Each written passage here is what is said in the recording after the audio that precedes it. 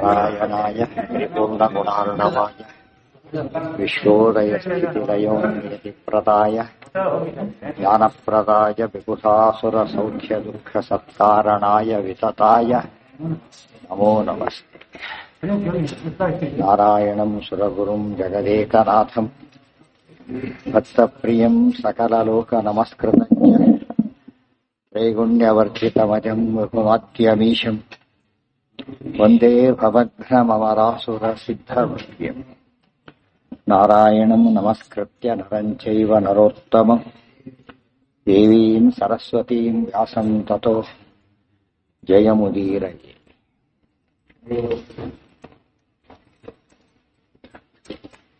ಅನ್ವೇನಮೇವ ತದ್ಧರ್ಮೇ ಕೃಷ್ಣೈಕಾ ಸಂಸ್ಥಿತಾ ಸದಾ ಧಾರ್ತರಾಷ್ಟ್ರಾದಪಿ ವರಂ ತತೋ ನಾತ್ಮಾರ್ಥಮಗ್ರಹಿ. ಪುರುಷರಲ್ಲಿ ಹೇಗೆ ಭೀಮಸೇನನ ಹಾಗೆ ಸ್ತ್ರೀಯರಲ್ಲಿ ದ್ರೌಪದಿ ದೇವಿ ಅನು ಏನಮೇವ ತದ್ಧರ್ಮೇ ಕೃಷ್ಣೈಕಾ ಸಂಸ್ಥಿತಾ ಸದಾ. ಭಾರತೀ ದೇವಿ ಒಬ್ಬರಿಗೆ ಸದಾ ಕಾಲವೂ ಕೂಡ ಶುದ್ಧ ಭಾಗವತ ಧರ್ಮದಲ್ಲಿ ರತರಾಗಿದ್ದವರು. ಸದಾ ಅದು ಬಹಳ, ಒಮ್ಮೊಮ್ಮೆ ಎಲ್ಲಾ ಭಕ್ತರು ಇರಲೇಬೇಕಾಗಿ, ಒಮ್ಮೊಮ್ಮೆ ತಪ್ಪಬಹುದು, ಆದರೆ ಎಂದೂ ತಪ್ಪದೇ ಇರತಕ್ಕಂಥವರು ಅವರು. ಅದರ ದೃಷ್ಟಾಂತ ಕೊಡ್ತಾರೆ. ಎಲ್ಲಿ ಅಂತ ಪ್ರಶ್ನೆ. ಈಗ ಇಲ್ಲಿ ಧರ್ಮಾರೋಪವಾಗಬಹುದಾಗಿತ್ತು, ಆ ಪ್ರಸಂಗದಲ್ಲಿ ಆಗಿಲ್ಲ ಅಂತ ಹೇಳಿದ್ರೆ ದೃಷ್ಟಾಂತವನ್ನು ಕೊಡ್ತಾರೆ. ಧೃತರಾಷ್ಟ್ರಾದಪಿ ವರಂ ತತೋ ನಾತ್ಮಾರ್ಥಮಗ್ರಹೀತ್ ನಾಶಪದ್ಧಾರ್ತರಾಷ್ಟ್ರಾಂಶ್ಚ ಮಹಾಪದ್ಯಪಿ ಸಾ ತತಃ ನವಾಚಾ ಮನಸಾ ವಾಪಿ ಪ್ರತೀಪಂ ಕೇಶವೇ ಅಚರತ್. ಇಷ್ಟರಲ್ಲಿ ಹೇಳ್ತಾರೆ, ಧೃತರಾಷ್ಟ್ರಾದಪಿ ವರಂ ತತಃ ನ ಆತ್ಮಾರ್ಥಮಗ್ರಹೀತ್. ಈ ದ್ಯೂತ ಎಲ್ಲ ಫಸ್ಟ್ ಮೊದಲನೇ ದ್ಯೂತದ ಕೊನೆಗೆ ಭಾರಿ ಅನ್ಯಾಯದ ಸಾಲು ಮಾಡ್ತಾರೆ ದುರ್ಯೋಧನಾದಿಗಳು. ಆಗ ಕೊನೆಗೆ ಒಂದು ಹಂತದಲ್ಲಿ ಭೀಮಸೇನ ಇವರು ಕೊಂದು ಬಿಡ್ತೇನೆ ಅಂತಿದ್ದಾಗ ದುಶ್ಚಕರಗಳೆಲ್ಲ ಕಂಡಾಗ ವಿದುರ ಹೇಳ್ತಾನೆ ಧೃತರಾಷ್ಟ್ರನಿಗೆ, ಏನಾಗ್ತಾ ಇದೆ ಅಂತ ಕೇಳ್ತೀಯಲ್ಲ, ನಿನ್ನ ಮಕ್ಕಳೆಲ್ಲ ಉಳಿಯೋದೇ ಇಲ್ಲ, ಈಗ ಭೀಮಸೇನ ಕೊಂದು ಹಾಕಿಬಿಡ್ತಾನೆ ಅಂತ ಹೇಳಿ ತಕ್ಷಣನೇ ಏನ್ ಮಾಡ್ಬೇಕು ಅಂತ ಕೇಳ್ತಾನೆ. ತಕ್ಷಣ ನೀನು ಇದಕ್ಕೆಲ್ಲ ಭಾರಿ ಅನ್ಯಾಯ ಮಾಡಿರೋದು ಯಾರಿಗೆ? ದ್ರೌಪದಿಗೆ ನೀನು ಸಮಾಧಾನ ಮಾಡಿದರೆ ಇದೆಲ್ಲ ನಿಂತು ಹೋಗುತ್ತೆ, ಉಳ್ಕೋಬಹುದು ಅಂತ ಹೇಳಿದ ತಕ್ಷಣ ದ್ರೌಪದಿ ಹೇಳ್ತಾರೆ, ವರ ಕೇಳ್ಕೊ ಅಂತ ಹೇಳ್ತಾರೆ. ದ್ರೌಪದಿ ಬೇಕಾದಷ್ಟು ವರ ಕೊಡ್ತೀನಿ ಅಂತ ಹೇಳಿದ ತಕ್ಷಣ ವರ ಕೇಳ್ತಾರೆ. ಏನು ವರ? ಮೊದಲನೇದಾಗಿ ಅದೆಲ್ಲರೂ ಬಿಡುಗಡೆ ಆಗ್ಬೇಕು, ಬಂಧನದ ಬಿಡುಗಡೆ ಆಗ್ಬೇಕು. ಎರಡನೇದಾಗಿ ರಾಜ್ಯ ವಾಪಸ್ ಕೊಡ್ಬೇಕು, ಇಷ್ಟು ಕೇಳ್ತಾರೆ. ಮೂರನೇ ವರ ಕೇಳೋದನ್ನ ಕೇಳೋದಿಲ್ಲ, ಅಷ್ಟೇನೆ ಧರ್ಮ ಇರೋದು ಅಷ್ಟೇನೆ, ಹೆಚ್ಚು ಕೇಳಬಾರದು, ಕೇಳೋದಿಲ್ಲ ಅಂತ ಹೇಳ್ತಾರೆ. ಆ ಪ್ರಸಂಗ ಇದು. ಅದಕ್ಕೆ ಹೇಳ್ತಾರೆ ಧೃತರಾಷ್ಟ್ರಾದಪಿ ವರಂ ತಥೋ ಆತ್ಮಾರ್ಥಮಗ್ರಹೀತ್. ಅಲ್ಲೂ ಕೂಡ ತನಗಾಗಿ ಏನು ವರವನ್ನು ಕೇಳದೇನೆ ಪತಿವ್ರತ ಸ್ತ್ರೀಗೆ ಕರ್ತವ್ಯ ಏನು? ಗಂಡನಿಗೆ ಕ್ಷೇಮ ಆಗಬೇಕು. ಆ ದೃಷ್ಟಿಯಿಂದ ಅವ್ರ ಬಿಡುಗಡೆ, ಅವ್ರ ರಾಜ್ಯ ಪ್ರಾಪ್ತಿ, ಅಷ್ಟೇ ಏನೂ ಕೇಳಲೇ ಇಲ್ಲ. ನಾ ಆತ್ಮಾರ್ಥಂ, ತನಗೋಸ್ಕರ ಕೇಳ್ಕೊಂಡಾಗ ಏನಾಯ್ತು? ಫಲಾಪೇಕ್ಷೆ ಆಯ್ತು. ಇನ್ನೊಬ್ಬರಿಗೆ ಕೇಳಿದಾಗ ಏನಾಗುತ್ತದು? ಕರ್ತವ್ಯ. ಅದು ದೋಷ ಅಲ್ಲ ಅಂತ ಹೇಳಿ. ಆಮೇಲೆ ಮುಂದೆ ಹೇಳ್ತಾ ಇರೋದನ್ನೀಗ. ಮೊದಲನೇದಾಗಿ ವರದ ಪ್ರಶ್ನೆ ಬಂದಾಗ ಅವರು ತಗೊಳ್ಳಿಲ್ಲ. ಎಷ್ಟು ವಾಸ್ತವವಾಗಿ ಏನು ವರನೇ ಅಲ್ಲ ಅದು, ಮುಂದೆ ಹೇಳ್ತಾರೆ. ಯಾಕೆ? ಸಿಕ್ಕಿದ್ ಕೈಕೊಟ್ಟು ಅದು ವರ ಅಲ್ಲ, ಅದು ಅನಿವಾರ್ಯವಾಗಿ ಹ್ಯಾಂಡ್ ಓವರ್, ರೆಡ್ ಹ್ಯಾಂಡ್ ಹಿಡಿದ ಕಳ್ಳ ವಾಪಸ್ ಕೊಟ್ಟು ನಾನು ಬಿಟ್ಬಿಡಿ ಅಂತ ಕೇಳಿದ್ರೆ ವಾಪಸ್ ಕೊಟ್ಬಿಟ್ನಲ್ಲ ಅಂತ ಕೇಳಿದ್ರೆ ಏನದು? ಅನಿವಾರ್ಯವಾಗಿತ್ತೆ ಹೊರತು ಏನಲ್ಲ, ಅದು ತಿಳ್ಕೊಂಡು ಕೊಟ್ಟಿದ್ದಲ್ಲ. ಆ ದೃಷ್ಟಿಯಿಂದ ವರನೇ ಅಲ್ಲ. ಫಸ್ಟ್ ವರ ಅಂತ ತಿಳ್ಕೊಂಡ್ರು ಕೂಡ ಧರ್ಮ ಏನಂತ ಹೇಳುತ್ತೆ ಅದೆಲ್ಲ ವಿವರಣೆ ಅಲ್ಲಿ ಕೊಡ್ತಾರೆ. ವರ ಎಷ್ಟು ಕೇಳ್ಕೋಬಹುದು, ಯಾರ ಜೊತೆ ಕೇಳಿ, ಎಲ್ಲ ಅದರಂತೆ ನಡ್ಕೊಂಡ್ರೆ ಹೊರತು ಧರ್ಮವನ್ನು ಮೀರಲಿಲ್ಲ. ಬಹಳ ಮುಖ್ಯವಾದ ಅಂಶ. ಅದು ತನಗೋಸ್ಕರ ಕೇಳ್ಕೊಳ್ಳೋದು ಯಾವ ಕಾಲಕ್ಕೂ ಏನೇ ಕೇಳಿದ್ರು ದೋಷನೇ. ಜ್ಞಾನ ಭಕ್ತಿ ವೈರಾಗ್ಯ ಬಿಟ್ಟು ಏನೇನು ಕೇಳ್ಕೊಂಡ್ರು ಕೂಡ ದೋಷ. ಆ ಉಳಿದವರ ಕಲ್ಯಾಣ, ಯಾರೋ ರಕ್ಷಣೆಗೋಸ್ಕರ ಯಾರೋ ಬರ್ತಾರೆ, ರಕ್ಷಣೆಗೋಸ್ಕರ ಕೇಳಿಕೊಂಡು ಅದು ಏನಾಯ್ತು? ಅದು ಗುಣ, ದೋಷ ಅಲ್ಲ. ನಾತ್ಮಾರ್ಥಂ, ತನಗೋಸ್ಕರ ಕೇಳಲಿಲ್ಲ. ಮತ್ತು ಉಳಿದ ವಿಷಯಗಳು ಅಲ್ಲಿ ಏನು ಯಾರಿಗೆ? ಹೌದು, ಅದೆಲ್ಲ ಹೇಳ್ತಾರೆ. ಅದು ಈ ಸಮಯದಲ್ಲಿ ವರದ ಪ್ರಶ್ನೆ ಬಂದಾಗ ಇದರಿಂದ ಏನ್ ಹೈಲೈಟ್ ಮಾಡಿದಾಗ ಆಚಾರ್ಯರು ಅಂದರೆ, ವರ ಕೇಳೋದು ಭಾರಿ ಅಪರಾಧ ಅಂತ ಅರ್ಥ. ಈಗ ಅಪರಾಧ ಅವ್ರು ಮಾಡಲಿಲ್ಲ, ಉಳಿದೆಲ್ಲ ಬೇರೆ. ವರ ಅಂದ್ರೆ ಫಲಾಪೇಕ್ಷೆ ಭಾರಿ ಕೆಟ್ಟದ್ದು, ಫಲಾಪೇಕ್ಷೆ ಬಂಧಕ. ಫಲ ಕೇಳ್ತಾ ಹೋದಂತೆ ಸಂಸಾರ ಮತ್ತೆ ಕೊಡುವಂತ ಅರ್ಥ. ಗೊತ್ತಾಯ್ತಾ? ಸಂಸಾರ ಏನ್ ಮಾಡ್ದವನೀಗ ಜೈಲಲ್ಲಿ ಇದ್ದಾರೆ, ಬಂದು ಕೇಳಿದ್ರು ಏನು ನಾನು ಆಸೆಯಲ್ಲಿ ಚೇಂಜ್ ಮಾಡಿ ಅಂತ ಕೇಳಿದ್ರು, ಒಳ್ಳೆ ಛಲ ಚೇಂಜ್ ಮಾಡಿ ಅಂತ ಕೇಳಿದ್ರೆ ಬಿಡುಗಡೆ ಮಾಡಕ್ ಬಂದಿದ್ದಾನ ಅವನು. ಸೆಲ್ಸ್ ಮೇಲೆ ಕೇಳ್ತಾರೆ, ಏನ್ ಮಾಡ್ಬೇಕು ಅವ್ರನ್ನ ಏನ್ ಹೇಳ್ತಾರೆ, ಹಳೆ ಬೇರೆ ಇಲ್ಲೇ ಬಿದ್ದಿರು ಅಂತ ಹೇಳ್ತಾರೆ. ಇವತ್ತು ನಾವ್ ಏನೇ ಫಲ ಕೇಳಿದ್ರು ಕೂಡ ಸಂಸಾರದಲ್ಲಿ ಕಂಟಿನ್ಯೂ ಮಾಡೋ ಅಂತ ಅರ್ಥ ಆಗತ್ತೆ. ಹಾಗಾಗಬಾರ್ದು. ಏನ್ ವರ ಕೇಳಿ ಫಸ್ಟ್ ಅವ್ರು ಉದ್ಧಾರ ಮಾಡೋ ಅಷ್ಟೇ ಹೊರತು ಇಲ್ಲದ ಬಿಡುಗಡೆ ಮಾಡಿ. ಎಂತ ವರ್ಷದಲ್ಲಿ ಹಾಕಿರೋ ಪರವಾಗಿಲ್ಲ, ಆದಷ್ಟು ಬೇಗ ಬಿಡುಗಡೆ ಮಾಡಿ. ಅದು ಮುಖ್ಯ ಉದ್ದೇಶ ಆಗ್ಬೇಕೆ ಹೊರತು ವರ ಅನ್ನೋದು ಬಂಧಕ. ಯಾತಕ್ಕೆ ಫಲ ಕೇಳಬಾರ್ದು? ಫಲ ಬಂಧಕ, ವೆರಿ ಇಂಪಾರ್ಟೆಂಟ್. ನಮ್ಮ ಪ್ರಕಾರ ಫಲ ಅಂಬೋದೇನು? ಇವರೆಲ್ಲ ಬುದ್ಧ ನಮ್ಮ ದೃಷ್ಟಾಂತ ಇದೆ. ಈಗ ದೈತ್ಯರೆಲ್ಲ ವರ ಕೇಳಿದವರೇನೆ. ಯಾರು ಬದುಕಿರೋದ್ರೊಳಗೆ ವರ ಮುಡಿಲಿಲ್ಲ, ಅವರು ಹಾಳಾಗೋದು. ಅದೇ ಇದು ಎಕ್ಸಾಂಪಲ್ ಇದು. ಫಲ ಕೇಳಬಾರ್ದು ಅಂತ ಫಲ ಕೇಳಿದ್ರು, ಆಮೇಲೆ ಬುದ್ಧಿ ಕೆಟ್ಟಿತು. ವರ ಕೇಳಿದ್ರು, ಬುದ್ಧಿ ಕೆಟ್ಟು ವರ ಕೇಳಿದ್ದು ಒಂದು ಭಾಗ. ವರ ಕೊಟ್ಮೇಲೆ ಏನ್ ಮಾಡ್ತಾರೆ? ಜಾಸ್ತಿ ಬುದ್ಧಿ ಕೆಡತ್ತೆ. ಆದ್ರೆ ಎಂದೂ ಫಲದ ಅಪೇಕ್ಷೆ ಇಡಲೇಬಾರದು, ಬಹಳ ಮುಖ್ಯ. ಅದೇನು ಕೊಡಬಹುದಾ? ಏನ್ ಎಕ್ಸೆಪ್ಟ್ ಏನ್ ಕೇಳಿಲ್ಲ. ಅದೇ ಹೇಳಿ, ಅಲ್ಲ ದೈತ್ಯರಲ್ಲ ಅವರು, ದೈತ್ಯ ರೂಪ ಅಷ್ಟೇ ಹೊರತು ಏನಲ್ಲ. ಆಚಾರ ಕಷ್ಟ ಬರೀತಾರೆ. ದೇವಾಹ ಪ್ರಹ್ಲಾದಾದ್ಯಾಹ ಶಾಪಾತ್ ದೈತ್ಯ ಬಹುವಿರಿ. ಶಾಪದಿಂದ ಆದ್ರೆ ಹೊರತು ಸ್ವರೂಪ ಎಂಥದ್ದವ್ರದು ಒಳ್ಳೆ ಸ್ವರೂಪ. ಆದ್ರಿಂದ ಅವ್ರ ಹೆಸರಿಗೆ ದೈತ್ಯರೆ, ಇದು ಕೌಂಟ್ ಆಗೋದಿಲ್ಲ. ಅದು ವಿದುರ ಅವರೆಲ್ಲ ಶೂದ್ರ ಅಂತ ಕರಿಬಾರದು. ಯಾತಕ್ಕೆ? ಲೋಕದೃಷ್ಟಿ ಅಷ್ಟೇ ಹೊರತು ವಾಸ್ತವವಾಗಿ ದೇವತೆಗಳವರೆಲ್ಲ ಕೂಡ. ಬಲಿನ ಸ್ವರೂಪದ ದೈತ್ಯನಲ್ಲ ಆತ. ಸ್ವರೂಪದ ದೈತ್ಯ ಎಂದು ವಿಷ್ಣು ಭಕ್ತರ ಆಗೋದೇ ಇಲ್ಲ.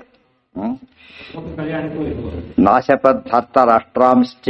ಒಂದು ನಮ್ಮಲ್ಲಿ ಎರಡು ದೋಷ, ಒಂದು ವರ, ಒಂದು ಶಾಪ. ಗೊತ್ತಾಯ್ತಾ? ಕೇಳೋದು ವರ, ಯಾರು ಬೈದು ಬಿಡೋದು ಅಷ್ಟೇ. ಎರಡು ದೋಷನೇ. ಇದು ಫಲ ಕೇಳಿದಾಗ ಲೆಕ್ಕ. ಅವ್ರು ಹಾಳಾಗೋಗ್ಲಿ ಅಂದ್ರೆ ಇವನ್ ಮಾಡೋ ಶಕ್ತಿ ಇಲ್ಲ. ಯಾರು ದೇವ್ರಿಗೆ ಹಾಳಾಗ್ಬಿಡ್ಲಿ, ದೇವ್ರನ್ನ ಕೇಳ್ಕೊಟ್ರೆ ಏನಾಯ್ತು ಅಲ್ಲಿಗೆ? ಅದು ಶಾಪ. ವರ ಶಾಪ ಅತ್ಯಂತ ಬಂಧಕ. ವರ ಕೇಳಬಾರದು, ಶಾಪ ಕೊಡಬಾರದು. ನಾವು ಉಲ್ಟಾ ವರ ಕೇಳ್ತೇವೆ, ಶಾಪನೂ ಕೊಡ್ತೇವೆ. ಆದ್ರಿಂದ ಏನಾಗತ್ತೆ ಅಲ್ಲಿಗೆ? ಶಾಪ ನಡೆಯೋದಿಲ್ಲ, ಅವ್ರು ಪುಣ್ಯ ತಗೊಂಡವ್ರದು. ಅದು ನಡೆದ್ರೆ ಏನಾಗತ್ತೆ ಅದು? ಬಟ್ ನಡೀಲಿ ಬಿಡ್ಲಿ ಅಂದ್ ಪಾಪಕ್ಕೆ ಏನೋ ಶಿಕ್ಷೆ ಬಂತು. ಈಗ ಬೈಕೊಂಡ ತಕ್ಷಣ ಏನ್ ಬಂತಾಗಲೇ ಅಷ್ಟು ಪುಣ್ಯ ಹೋಯ್ತು ಅಂತಾನೆ. ನಾವು ಶಾಪ ನಡೆಯುತ್ತೋ ಬಿಡಿಯುತ್ತೋ ಪ್ರಶ್ನೆ ಇಲ್ಲೇ ಇಲ್ಲ. ನಮಗೆ ಶಾಪ ಕೊಡೋ ಶಕ್ತಿ ಇದೆಯಲ್ಲೋ ಪ್ರಶ್ನೆನೂ ಇಲ್ಲ. ಬೈಯೋ ಅಟೆಂಪ್ಟೇ ಏನ್ ಮಾಡತ್ ನಮ್ಮನ್ನ? ಮರ್ಡರ್ ಮಾಡ್ಬೇಕಾಗಿಲ್ಲ. ಅಟೆಂಪ್ಟ್ ಮರ್ಡರ್ ಬಂದು ದೊಡ್ಡ ಅಫೆನ್ಸ್. ಆದ್ದರಿಂದ ಎಂದು ಫಲ ಕೇಳೋ ಪ್ರವೃತ್ತಿ, ಶಾಪ ಕೊಡೋ ಪ್ರವೃತ್ತಿ ಎರಡೂ ಇರಬಾರ್ದು. ಮನಸ್ಸಿನಲ್ಲೂ ಬೈಕೋಬಾರ್ದು. ಇದು ಬಹಳ ಆಶ್ಚರ್ಯ. ಅಂದ್ರೆ ಮನಸ್ಸಿನಲ್ಲಿ ಬೈಕೊಂಡ್ರು ದೋಷನೇ. ಯಾವ ರೀತಿ ಬೈಕೋಬಹುದು? ಇವನು ದೈವದ್ವೇಷಿ, ಹಾಳಾಗೇ ಆಗ್ತಾನೆ. ಹಾಳಾಗ್ಲಿ ಅಲ್ಲ, ಹಾಳಾಗೇ ಆಗ್ತಾನೆ. ಅದು ಏನು ದೋಷ ಅಲ್ಲ. ಈಗ ನ್ಯಾಯಾಧೀಶ ಶಿಕ್ಷೆ ಕೊಡ್ತಾರೆ, ಅದು ಏನು ದೋಷ ಅಲ್ಲ. ಅದು ಅದಿರೋದೇ ಅದಕ್ಕೋಸ್ಕರ, ಅಪಾಯಿಂಟ್ ಆಗಿರೋದು ಅದಕ್ಕೋಸ್ಕರ. ಆದ್ರಿಂದ ಅದು ಕೊಡು. ಉಳಿದವರಿಗೆ ಕೊಡೋ ಹಕ್ಕಿಲ್ಲ. ಶಿಕ್ಷೆ ಕೊಡೋಂತ ಕೇಳಬಹುದೇ ಹೊರತು ಶಿಕ್ಷೆ ಕೊಡೋ ಹಕ್ಕಿಲ್ಲ. ಶಾಪ ನಾವು ಹಾಕಿಬಿಟ್ರೆ ನಾವೇನು ತಗೊಂಡು ನಾವು ಸ್ವತಂತ್ರ ಅಂತ ತಿಳ್ಕೊಂಡಾಗ ದೊಡ್ಡ ದೋಷ. ಅದಕ್ಕೇನೆ ವರ ಕೇಳಲಿಲ್ಲ. ಎರಡು ಎಕ್ಸಾಂಪಲ್, ವರ ಕೊಡ್ಲಿಲ್ಲ, ಕೇಳಲಿಲ್ಲ, ಶಾಪ ಕೊಡ್ಲಿಲ್ಲ. ಆದ್ರಿಂದ ಶುದ್ಧ ಭಾಗವತ ಸರ್ವ ಎರಡನ್ನು ಹೌದು. ಬೇರೆ ಶಕ್ತಿ ಇದೆ, ಅದೊಂದು ಶಕ್ತಿ ಇದೆ ಅಂದ್ರು. ಏನಂತ ಹೇಳಲಿಲ್ಲ ಅವರು? ಕೊಟ್ಟರು ಅಂತ ಹೇಳಲಿಲ್ಲ. ಬೆಂಕಿ ಸುಡುತ್ತೆ ಅಂತ ಸುಡಿಸ್ಕೊಂಡ್ಬಿಡ್ಬೇಕು ಅಂತ ಅರ್ಥನಾ? ಇವತ್ತು ವಿಷ್ಣು ಫಲಶ್ರುತಿ ಇದೆ. ವಿಷ್ಣು ಸಹಸ್ರನಾಮಕ್ಕೆ ಎಲ್ಲದಕ್ಕೂ ಕೂಡ ಫಲಶ್ರುತಿ ಹೇಳಿ, ಫಲ ಕೇಳಬೇಡಿ. ಅರ್ಥ ಆಯ್ತಾ? ಈಗ ಫಲಶ್ರುತಿ ಅದು ಹೇಳೋದು ಬೇರೆ, ಅದು ಕೆಪಾಸಿಟಿ. ಅದು ಫಲಶ್ರುತಿ ಇದ್ರೇನು ಕೆಪಾಸಿಟಿ ಅದರದಿರೋದು. ನೀವು ಕೇಳಬೇಕು ಅಂತ ಅರ್ಥ ಅಲ್ಲ ಅದಕ್ಕೆ. ಅರ್ಥ ಆಯ್ತಾ? ಇವತ್ತು ಡಾಕ್ಟರ್ ಅಂದ ತಕ್ಷಣ ಡಾಕ್ಟರ್ ಶುರು ಮಾಡಿಬಿಡ್ತಾನೆ ತಕ್ಷಣ ಹೇಗೂ ಸಿಕ್ಕಿದ್ದಾರಲ್ಲ ಅಂತ ಕೇಳಬಾರ್ದು. ಹಾಗೆಲ್ಲ ಕೂಡ ಪದ್ಧತಿ ಇರುತ್ತೆ ಅದಕ್ಕೊಂದು. ಆ ಅರ್ಥದಲ್ಲಿ ಯಾವುದೇ ವಿಷಯನೂ ಕೂಡ ನಾವು ಯಾರು ದೊಡ್ಡವರು ಕೈ ಮುಗ್ದ ವರ ಕೊಡ್ತಾರ ಅವರು ಅಂತ ಕೇಳೋದಿಲ್ಲ. ಉದ್ಧಾರ ಆಮೇಲೆ ದೊಡ್ಡತನಕ್ಕೆ ನಮಸ್ಕಾರ. ದೊಡ್ಡವರಾಗಿರೋದಕ್ಕೆ ಏನದು ಗೌರವ. ಅದು ನಿಸ್ವಾರ್ಥವಾದದ್ದು. ಇದು ಅರ್ಥ ಮಾಡ್ಕೊಂಡ್ರೆ ಯಾವ ಕಾಲಕ್ಕೂ ವರ ಮತ್ತು ಶಾಪಗಳು ಬಂಧಕ. ಭೀಮಸೇನ ದೇವ್ರ ಬಗ್ಗೆ ಯಾಕೆ ಹೇಳಲಿಲ್ಲ ಅಂದ್ರೆ ಅವ್ರು ಹೆಂಡ್ತಿನೇ ಕೇಳಲಿಲ್ಲ, ಇವರೇನು ಕೇಳ್ತಾರೆ? ಇನ್ನೂ ದೊಡ್ಡವರಾದ್ರಿಂದ ಕೇಳಲಿಲ್ಲ ಅಂತ. ಎಂದೂ ವರ ಕೇಳಿಲ್ಲ. ಅರ್ಜುನಿಗೆ ವರ ತಗೊಂಡಿದ್ದಾರೆ, ಪಾಶುಪತಾಸ್ತ್ರ ಕೇಳಿ ತಗೊಂಡಿದ್ದಾರೆ. ಧರ್ಮರಾಜ ಶಾಪನೂ ಕೊಟ್ಬಿಟ್ಟಿದ್ದಾರೆ. ಧರ್ಮರಾಜ ಕೊನೆಗೆ ಅಷ್ಟು ತಡ್ಕೊಂಡವನು ಏನ್ ಮಾಡಿದ? ಕೊನೆಗೆ ಶಾಪ ಕೊಟ್ಬಿಟ್ಟ. ವರ ಕೇಳೋ ಮತ್ತೆ ಅಕ್ಷಯ ಪಾತ್ರ ಇತ್ಯಾದಿ ಕಾಲಕ್ಕೆ ವರ ಕೇಳಿದ. ಗೊತ್ತಾಯ್ತಾ? ಅದು ಇದರ ತನಗೋಸ್ಕರ ಅಲ್ಲದೆ ಹೋದ್ರು ಕೂಡ ವಿಶ್ವಾಸ ಇದು ಮಾಡ್ಬೋದಾಗಿತ್ತು. ಅದೇ ಅದು ಮಾಡಿದ ತಪ್ಪಲ್ಲ, ಅದು ನಂಬರ್ 1 ಅಲ್ಲ, ಅದು 99 ಒಳ್ಳೆ ಭಾರಿ ಒಳ್ಳೆ ಮಾರ್ಕ್ಸ್. ಬಟ್ 100 ಆಗಲಿಲ್ಲ. ಅರ್ಥ ಆಯ್ತಾ? ಈಗ ಅದರ ಫೇಲ್ ಅಂತ ಅರ್ಥ ಅಲ್ಲ ಅಂತ. ಈ ಮಟ್ಟಕ್ಕೆ ಬರಲಿಲ್ಲ ಅಂತ. ತಾರತಮ್ಯದ ಎರಡು ವಿಧ. ಫೇಲ್ ಆಗೋದೆಲ್ಲ ಬೇರೆ, ಪಾಸ್ ಆಗೋದ್ರಲ್ಲಿ ಮಾರ್ಕ್ಸ್ ಕಡಿಮೆ ಆಗೋದು ಬೇರೆ. ಇವರೆಲ್ಲ ಭಾರಿ ದೊಡ್ಡ ದೇವತೆಗಳು, ಅದರ ಸಂಶಯನೇ ಇಲ್ಲ. ಆದ್ರೆ ಏನಾಗ್ಲಿಲ್ಲ, ಅವರು ಭೀಮಸೇನ ಮಟ್ಟಕ್ಕೆ ಬರಲಿಲ್ಲ. ಅಷ್ಟು ಅದನ್ನ ಹೇಳ್ತಿದ್ದ. ಅವ್ರು ಬೈಲಕ್ಕೆ ಹೊರಟಿಲ್ಲ, ಇಲ್ಲಿ ಅವ್ರ ಲೆವೆಲಿಗೆ ಬರ್ತಾ ಇಲ್ಲ ಅಂತ ಅಷ್ಟೇ ಹೇಳ್ತಿರೋ. ಆ ಸ್ತ್ರೀಯರಲ್ಲಿ ದ್ರೌಪದಿ ದೇವಿ ಹಾಗೆ ಮಾಡಿದ್ರಿಂದ ವರ ಮತ್ತು ಶಾಪಗಳು ಬಂಧಕ. ಅದನ್ನು ಅವ್ರು ಕೊಡ್ಲಿಲ್ಲ. ಆದ್ರಿಂದ ನಮಗೆ ವರ ಕೇಳೋದು ಯಾವ ಪ್ರಸಂಗದೊಳಗೆ ಟೆಂಪ್ಟ್ ಆಗ್ತೇವೆ, ವರ ಕೊಡೋ ಟೆಂಪ್ಟ್ ಆಗ್ತೇವೆ. ಶಾಪ ಕೊಡೋದು ಕೋಪ ಬಂದಾಗ. ಕಾಮ ಏಷ ಕ್ರೋಧ ಏಷ ರಜೋಗುಣ ಸಮುದ್ಭವ. ಕೋಪ ನಿಜವಾದ ದ್ರೌಪದಿಗೆ ಅತಿ ಹೆಚ್ಚು ಕೋಪ ಬರಬೇಕು. ಅತಿ ಹೆಚ್ಚು ಕೋಪ ಬಂದಾಗ ಏನಾಗ್ತಾನೆ ಮನುಷ್ಯ, ಸಿಟ್ಟು ಬಂದ್ಬಿಡುತ್ತೆ ಅವರಿಗೆ, ಕೊಂದಾಕಿ ಬಿಡ್ಬೇಕು ಅನಿಸ್ಬಿಡತ್ತೆ. ಅಥವಾ ಹಾಗೆ ಮಾಡಿಬಿಡ್ತಾರೆ ಕೆಲಸನ. ಕೃಥೋ ಹನ್ಯಾದ್ ಗುರುನಪೇತ ಮಾತಿದೆ.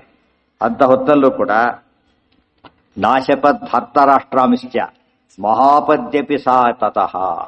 ಮಹಾಪತ್ತ, ಸಣ್ಣ ಪುಟ್ಟ ಆಪತ್ತಲ್ಲ. ವಸ್ತ್ರಾಪರಣ ಮಾಡಕ್ ಬಂದಿದ್ದಾರೆ ಅಂದ್ರೆ ಅದಕ್ಕಿಂತ ದೊಡ್ಡ ಆಪತ್ತಿಲ್ಲ. ಆ ಹೊತ್ತಲ್ಲೂ ಏನ್ ಮಾಡ್ಲಿಲ್ಲ, ಶಾಪ ಕೊಡ್ಲಿಲ್ಲ. ಅರ್ಥ ಆಯ್ತಾ ಈಗ? ಏನದು ಕೊಟ್ರೆ ಸುಟ್ಟು ಅಲ್ಲೇ ಸುಟ್ಟು ಹೋಗ್ತಿದ್ರು ಆಗ್ಲೇನೆ. ಗೊತ್ತಾಯ್ತಾ? ಯಾಕೆ? ಸಾಹಿ ಭೀಮ ಮನೋವೇದ ಅದೆಲ್ಲ ಮುಂದೆ ಹೇಳ್ತಾರೆ. ಭೀಮನ ಸಂಕಲ್ಪ ಇದೆ, ಕೃಷ್ಣನ ಸಂಕಲ್ಪ ಇದೆ, ಈ ಕೊಡಬಾರದು ಅಂತೇಳಿ ತಡ್ಕೊಂಡ್ರು. ಇದು ದೊಡ್ಡ ತಪಸ್ಸು. ನಾವು ಯಾರು ವಿನಾಕಾರಣ ನಮ್ಮನ್ನು ಬೈತಾರೆ ಅಂತ ತಿಳ್ಕೊಂಬಾರ. ನಾವು ತಿರುಗಿ ಬೈತೇವೆ. ಅಷ್ಟಕ್ಕೆ ಅವನು ಬೈದಿದ್ದೆ ನಾನೇನು ಮಾಡಿಲ್ಲ ಬೈತಾರೆ ನೋಡಿದ್ರ ಅವಾಗ ಹೇಳ್ಬೇಕು, ಏನು ಮಾಡಿದ ಬೈತಾರಲ್ಲ ಅದು ತಪಸ್ಸು. ತಡ್ಕೊಳ್ಳೋದೇನದು ಅದೇ ತಪಸ್ಸು ಅಂದ್ರೆ ಅದೇ. ಋಷಿ ಮುನಿಗಳು ಎಂತೆಂತನೂ ತಡ್ಕೊಂಡ್ರವರೆಲ್ಲ ಕೂಡ. ನಮ್ಗೆ ಅಂಥದ್ದೇನೂ ಇಲ್ಲ. ಫಲ ಹೇಳ್ಬೇಕು, ಫಲಶ್ರುತಿ ಹೇಳ್ಬೇಕು. ಅದು ಬೇರೆ, ಕೊಡ್ತಾರೆ ಬಿಡ್ತಾರೆ ಮುಂದಿನ ಪ್ರಶ್ನೆ ಬೇರೆ. ನಾವು ಕೇಳಬಾರದು ಅಷ್ಟೇ. ನಾವು ಕೇಳೋ ಪ್ರಯತ್ನ ಮಾಡಲೇಬಾರದು. ಇದು ಇವೆಲ್ಲ ಯಾತಕ್ಕೆ ಹೇಳ್ತಾರೆ ಅಂದ್ರೆ ನಮಗೆ ಇದು ಒಂದ್ ಕಡೆ ನೋಡಿದರೆ ಮಾಫಲೆ ಗೀತಾ ಭಾಷ್ಯ ಇದೆ ಆಡ್ತಾರೆ. ಮಾಫಲೆ ಯಾತಕ್ ಮಾಫಲೇಶು ಕದಾಚಾರ ಅನೇಕ ಕಡೆ ಅರ್ಥ ಹೇಳ್ತಾರೆ. ಇದೊಂದು ಅರ್ಥ ಅದಕ್ಕೆ. ಯಾರಿಗೆ ವೀಕ್ನೆಸ್ ಅದು ಯಾವ ತಡ್ಕೋತಾನೀಗ? ಅನಿವಾರ್ಯ ತಡ್ಕೋತಾನೆ. ಅದೇನದು? ಅದು ವೀಕ್ನೆಸ್. ಆದ್ರೆ ಮುಂದೆ ಗೊತ್ತಾಗ ತಿಳ್ಕೊಂಡ್ಬಿಟ್ಟು ತಡ್ಕೋತಾನೆ, ಅದು ಭಾರಿ ದೊಡ್ಡದು. ಅರ್ಥ ಆಯ್ತಾ?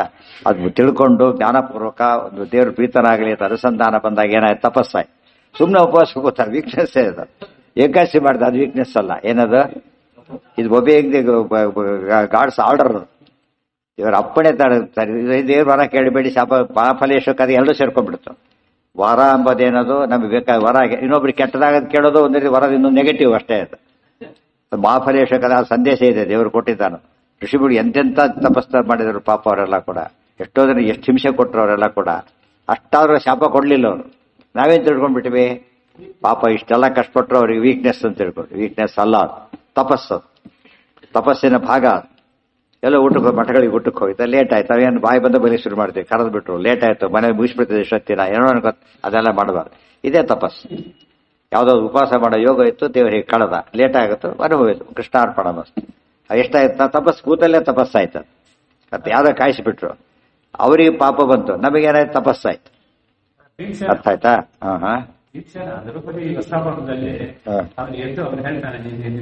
ಅದೇನದು? ಏನದು? ಶಾಪ ಅಲ್ಲ ಅದು. ಶಾಪ ಅಲ್ಲ, ಶಿಕ್ಷೆ. ಶಿಕ್ಷೆ ಬೇರೆ, ಶಾಪ ಬೇರೆ.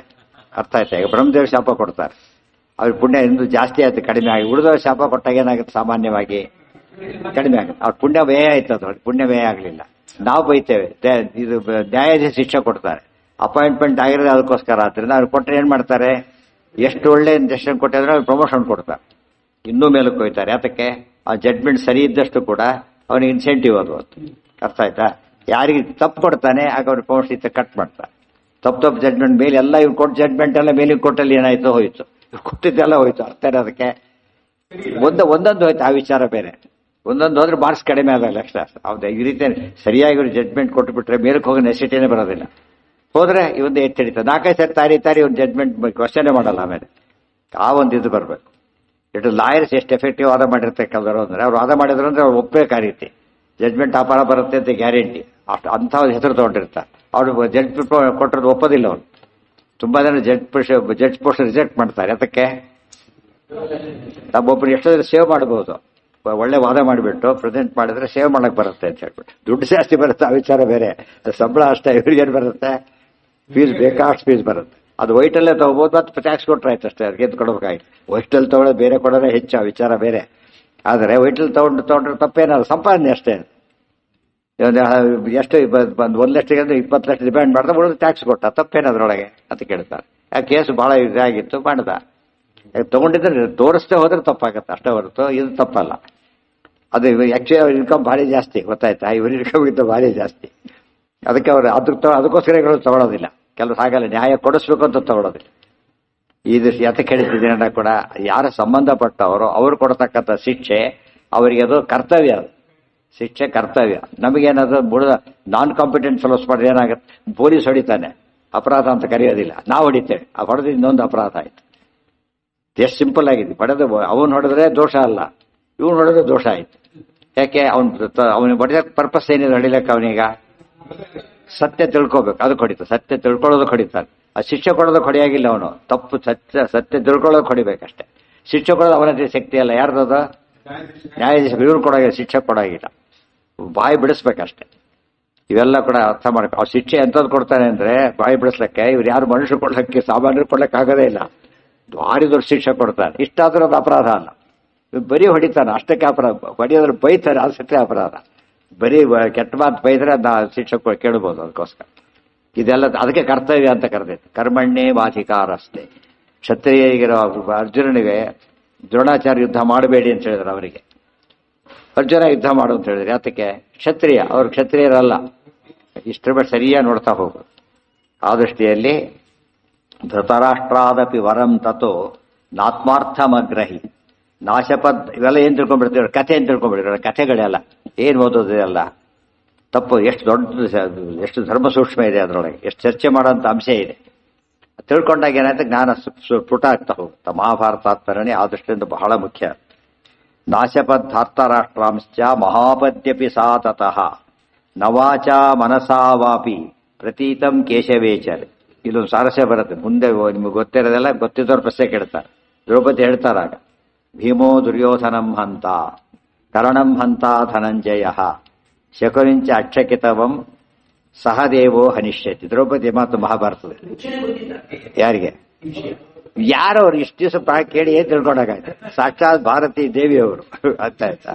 ಅವ್ರಿಗೆ ಗೊತ್ತಿತ್ತ ಅಂತ ಕೇಳಿದ್ರೆ ಅದು ಸಾಮಾನ್ಯ ಋಷಿಮುನಿಗಳಿಗೆ ತ್ರಿಕಾಲ ಜ್ಞಾನಿಗಳು ಅಂತ ಕರೀತಾರೆ. ಇವ್ರು ಯಾರು? ಇವರು ಅಂದ್ಕೊಂಡಾಗ ಆಗ್ಬೇಕು. ಇವ್ರು ಬರೀ ಆಗೋದು ಗೊತ್ತಾಗೋದಲ್ಲ, ಹೀಗಾದ್ರೂ ಆಗ್ಲೇಬೇಕು ಅಂತ ಜ್ಞಾನಿಗಳಾದ್ರೆ. ಭವತೆ ಯದನುಭಾವ ದೇಣ ಮುಖೋಪಿ ವಾಗ್ಮಿ ಜಡವತಿರಪಿ ಜಂತುರ್ ಜಾಯತೆ ಪ್ರಾಜ್ಞಮೌಲಿ. ಇವರು ಉಪಾಸನೆ ಮಾಡಿ ಅನುಗ್ರಹ ಮಾಡಿಬಿಟ್ರೆ ಇವರು ದಡ್ಡ ಭಾರಿ ಪ್ರತಿಭಾವಂತನಾಗ್ತಾರೆ. ಅಂದ್ರೆ ವರ ಕೊಡೋ ಶಕ್ತಿ ಇವ್ರಿಗೆ ಎಷ್ಟಿರ್ಬೇಕು. ಅದರದ್ದು ಎಲ್ಲ ಗೊತ್ತಿತ್ತು ಅವ್ರಿಗೆ. ಗೊತ್ತಿದ್ದು ಮನುಷ್ಯ ತಡ್ಕೊಡೋಲ್ಲ, ಅದು ಸಮಸ್ಯೆ. ಇವತ್ತು ಕೊಲೆ ಮಾಡಿದ್ರೆ ಶಿಕ್ಷೆ ಆಗುತ್ತೆ ಅಂತ ಗೊತ್ತಿಲ್ಲ ಏನು ಜನಗಳಿಗೆ. ದಿನ ಬೆಳಗಾದ್ರೆ ಕೊಲೆ ಬರ್ತಾನೆ, ನೋಡ್ತಾರೆ, ರಿಪೋರ್ಟ್ ಆಗ್ತಾನೆ ಇರು. ತಂದೆನ ಕೊಲ್ಲೋ ಮಗ, ಮಗನ ಕೊಲ್ಲೋ ತಂದೆ, ಗಂಡನ ಕೊಂಡೋ ಹೆಂಡತಿ, ದಿನ ಬೆಳಗಾರೆ ಇರುತ್ತದು. ಅವ್ರಿಗೆ ಯಾರು ಗೊತ್ತಿಲ್ಲ, ಕಾನೂನು ಅವ್ರಿಗೆ ಗೊತ್ತಿದೆ. ಅವ್ರು ತಡ್ಕೊಳಕ್ ಏನಾಗ್ಲಿಲ್ಲ ಆ ಸಮಯದಲ್ಲಿ, ಆಗ್ಲಿಲ್ಲ, ತಡ್ಕೊಳಕ್ ಆಗ್ಲಿಲ್ಲ. ಅದು ಕಾಮ ಕ್ರೋಧ ಏನ್ ಮಾಡತ್ ಮನುಷ್ಯನನ್ನ, ಧರ್ಮ ತಪ್ಪಿಸ್ಬಿಡತ್ತೆ. ಇದು ಯಾಕೆ ತಪ್ಪ? ಅವ್ರ ಮೇಲಿದ್ದಾರೆ, ತಪ್ಪಿಸೋ ಚಾನ್ಸೇ, ಇವ್ರಿಗೆ ತಪ್ಪೋ ಚಾನ್ಸೇ ಬರೋದಿಲ್ಲ. ನಾಶ್ಯಪದ್ಧಾರ್ತರಾಮಿ. ಹಾಗಿದ್ರೆ ದ್ರೌಪದಿ ಹಾಗೆ ಹೇಳಿದ್ ತಪ್ಪಲ್ವೇ ಅಂತ ಕೇಳಿ, ದ್ರೌಪದಿ ಒಂದು ಶಾಪ ಅಲ್ಲ ಅದು, ಗೊತ್ತಾಯ್ತಾ? ನೀವು ಹೀಗಾಗ ಚೆನ್ನಾಗಿ ಓದಿಲ್ಲ ಫೇಲ್ ಆಗ್ತಿ, ಶಾಪ ಅಲ್ಲ ಇದು. ಚೆನ್ನಾಗಿ ಓದಿಲ್ಲ ಫೇಲ್ ಆಗ್ತಿ, ಶಾಪ ಅಲ್ಲ. ನೀ ಚೆನ್ನಾಗಿ ಓದಿದ್ರು ಫೇಲ್ ಆಗು, ಅದು ಶಾಪ. ಅದು ಯಾಕೆ? ನನಗೆ ನೀನು ಕೆಟ್ಟದ್ದು ಮಾಡಿದ್ದೆ ಆದ್ರೆ ನೀನು ಫೇಲ್ ಆಗ್ಬೇಕು, ಅದು ಶಾಪ. ಗೊತ್ತಾಯ್ತಾ? ನೀನ್ ಚೆನ್ನಾಗಿ ಓದಿಲ್ಲ, ಈ ರೀತಿ ಇದ್ರೆ ಬಿಡು, ನೀನು ಪಾಸ್ ಆಗಲ್ಲ. ತಂದೆನೇ ಮಗನ್ ಬೈದ, ತಂದೆ ಬನ್ನಿ ಶಾಪ ಕೊಡ್ತಾನ?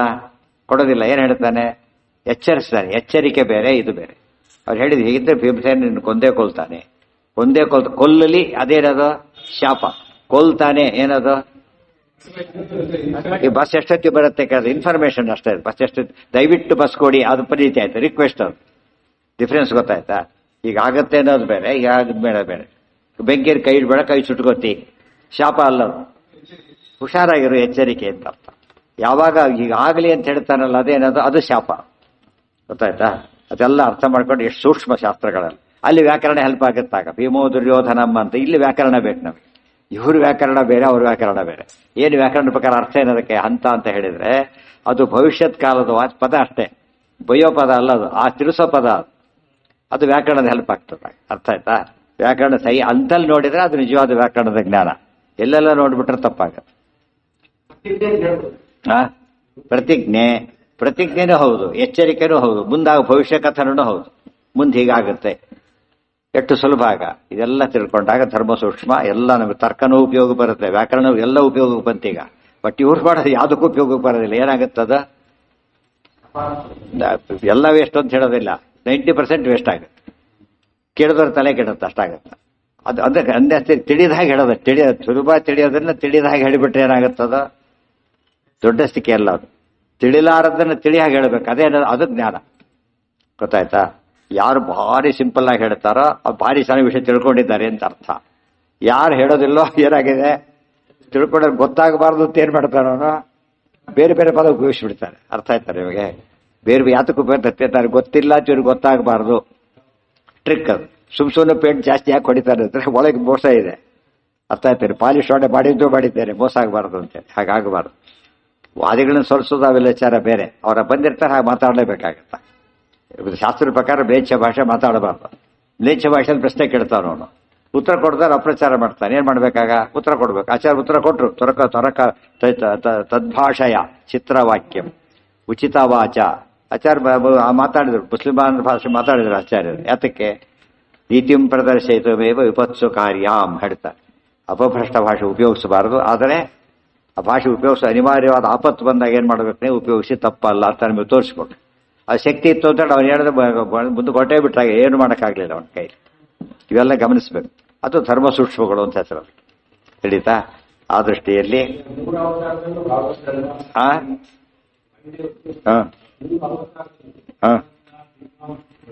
ಹೌದು,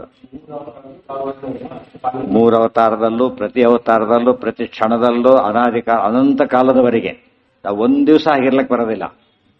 ಒಂದು ದಿವಸ ಇರ್ಲಕ್ ಬರಲ್ಲ. ಬೇಡ 1 ಗಂಟೆ ಇರೋದು ಕಷ್ಟ ಎಷ್ಟೋ ಸಲ. ಅಂತ ಹೊತ್ತಿನಲ್ಲಿ ಅನಾದಿಕಾಲ ಅನಂತ ಕಾಲದವರೆಗೂ ಅಷ್ಟು ಪರ್ಫೆಕ್ಟ್ಲಿ ಬ್ಯಾಲೆನ್ಸ್. ಪರ್ಫೆಕ್ಟ್ಲಿ.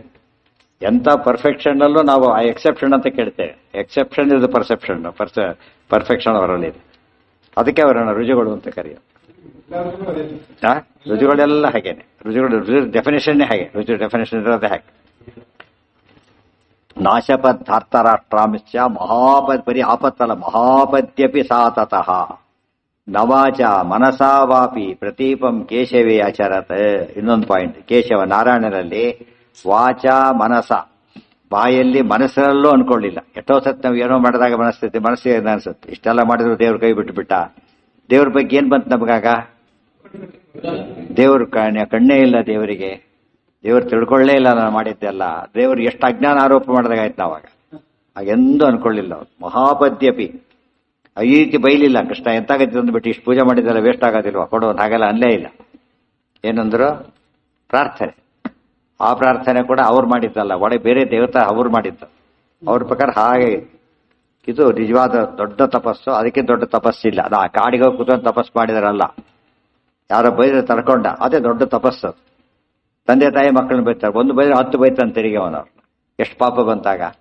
ಅದು ನಿಜವಾದ ಆಚಾರ ಹೇಳ್ತಾರೆ, ಭಾಗವತ್ ಹೇಳುತ್ತೆ, ದೊಡ್ಡವರು ತಪ್ಪಿಲ್ಲದೆ ಬೈದ್ರು ಸುಮ್ಮನೆ ಎದ್ದು ಬಿಡಿ. ಯಾಕೆ? ನಮಗೆ ಗೊತ್ತಿಲ್ಲ ತಪ್ಪಾಗಿರ್ಬೋದು, ಅವ್ರಿಗೆ ಗೊತ್ತು. ನಮಗೆ ನಮ್ಮ ಪ್ರಕಾರ ಏನು ನಿರಪರಾಧಿಗಳು. ನಾವು ಸರಿ ಅಂತ ಉತ್ತರ ಬರೆದಿರ್ತೇವೆ, ತಪ್ಪು ಅಂತ ಉತ್ತರ ಅಂತ ಯಾರು ಬರೆದಿರ್ತಾನೆ ಒಳ್ಳೆಯವನು. ಅವ್ನು ಬೇಷ ತಪ್ಪು ತೋರಿಸ್ತೆ, ನಮಗೆ ಗೊತ್ತಿಲ್ಲ ತಪ್ಪು ಒಪ್ಕೊಂಡಾಗ ಅವನು ಅದೆಲ್ಲ ವಾದ ಮಾಡಕ್ ಬರೋದಿಲ್ಲ.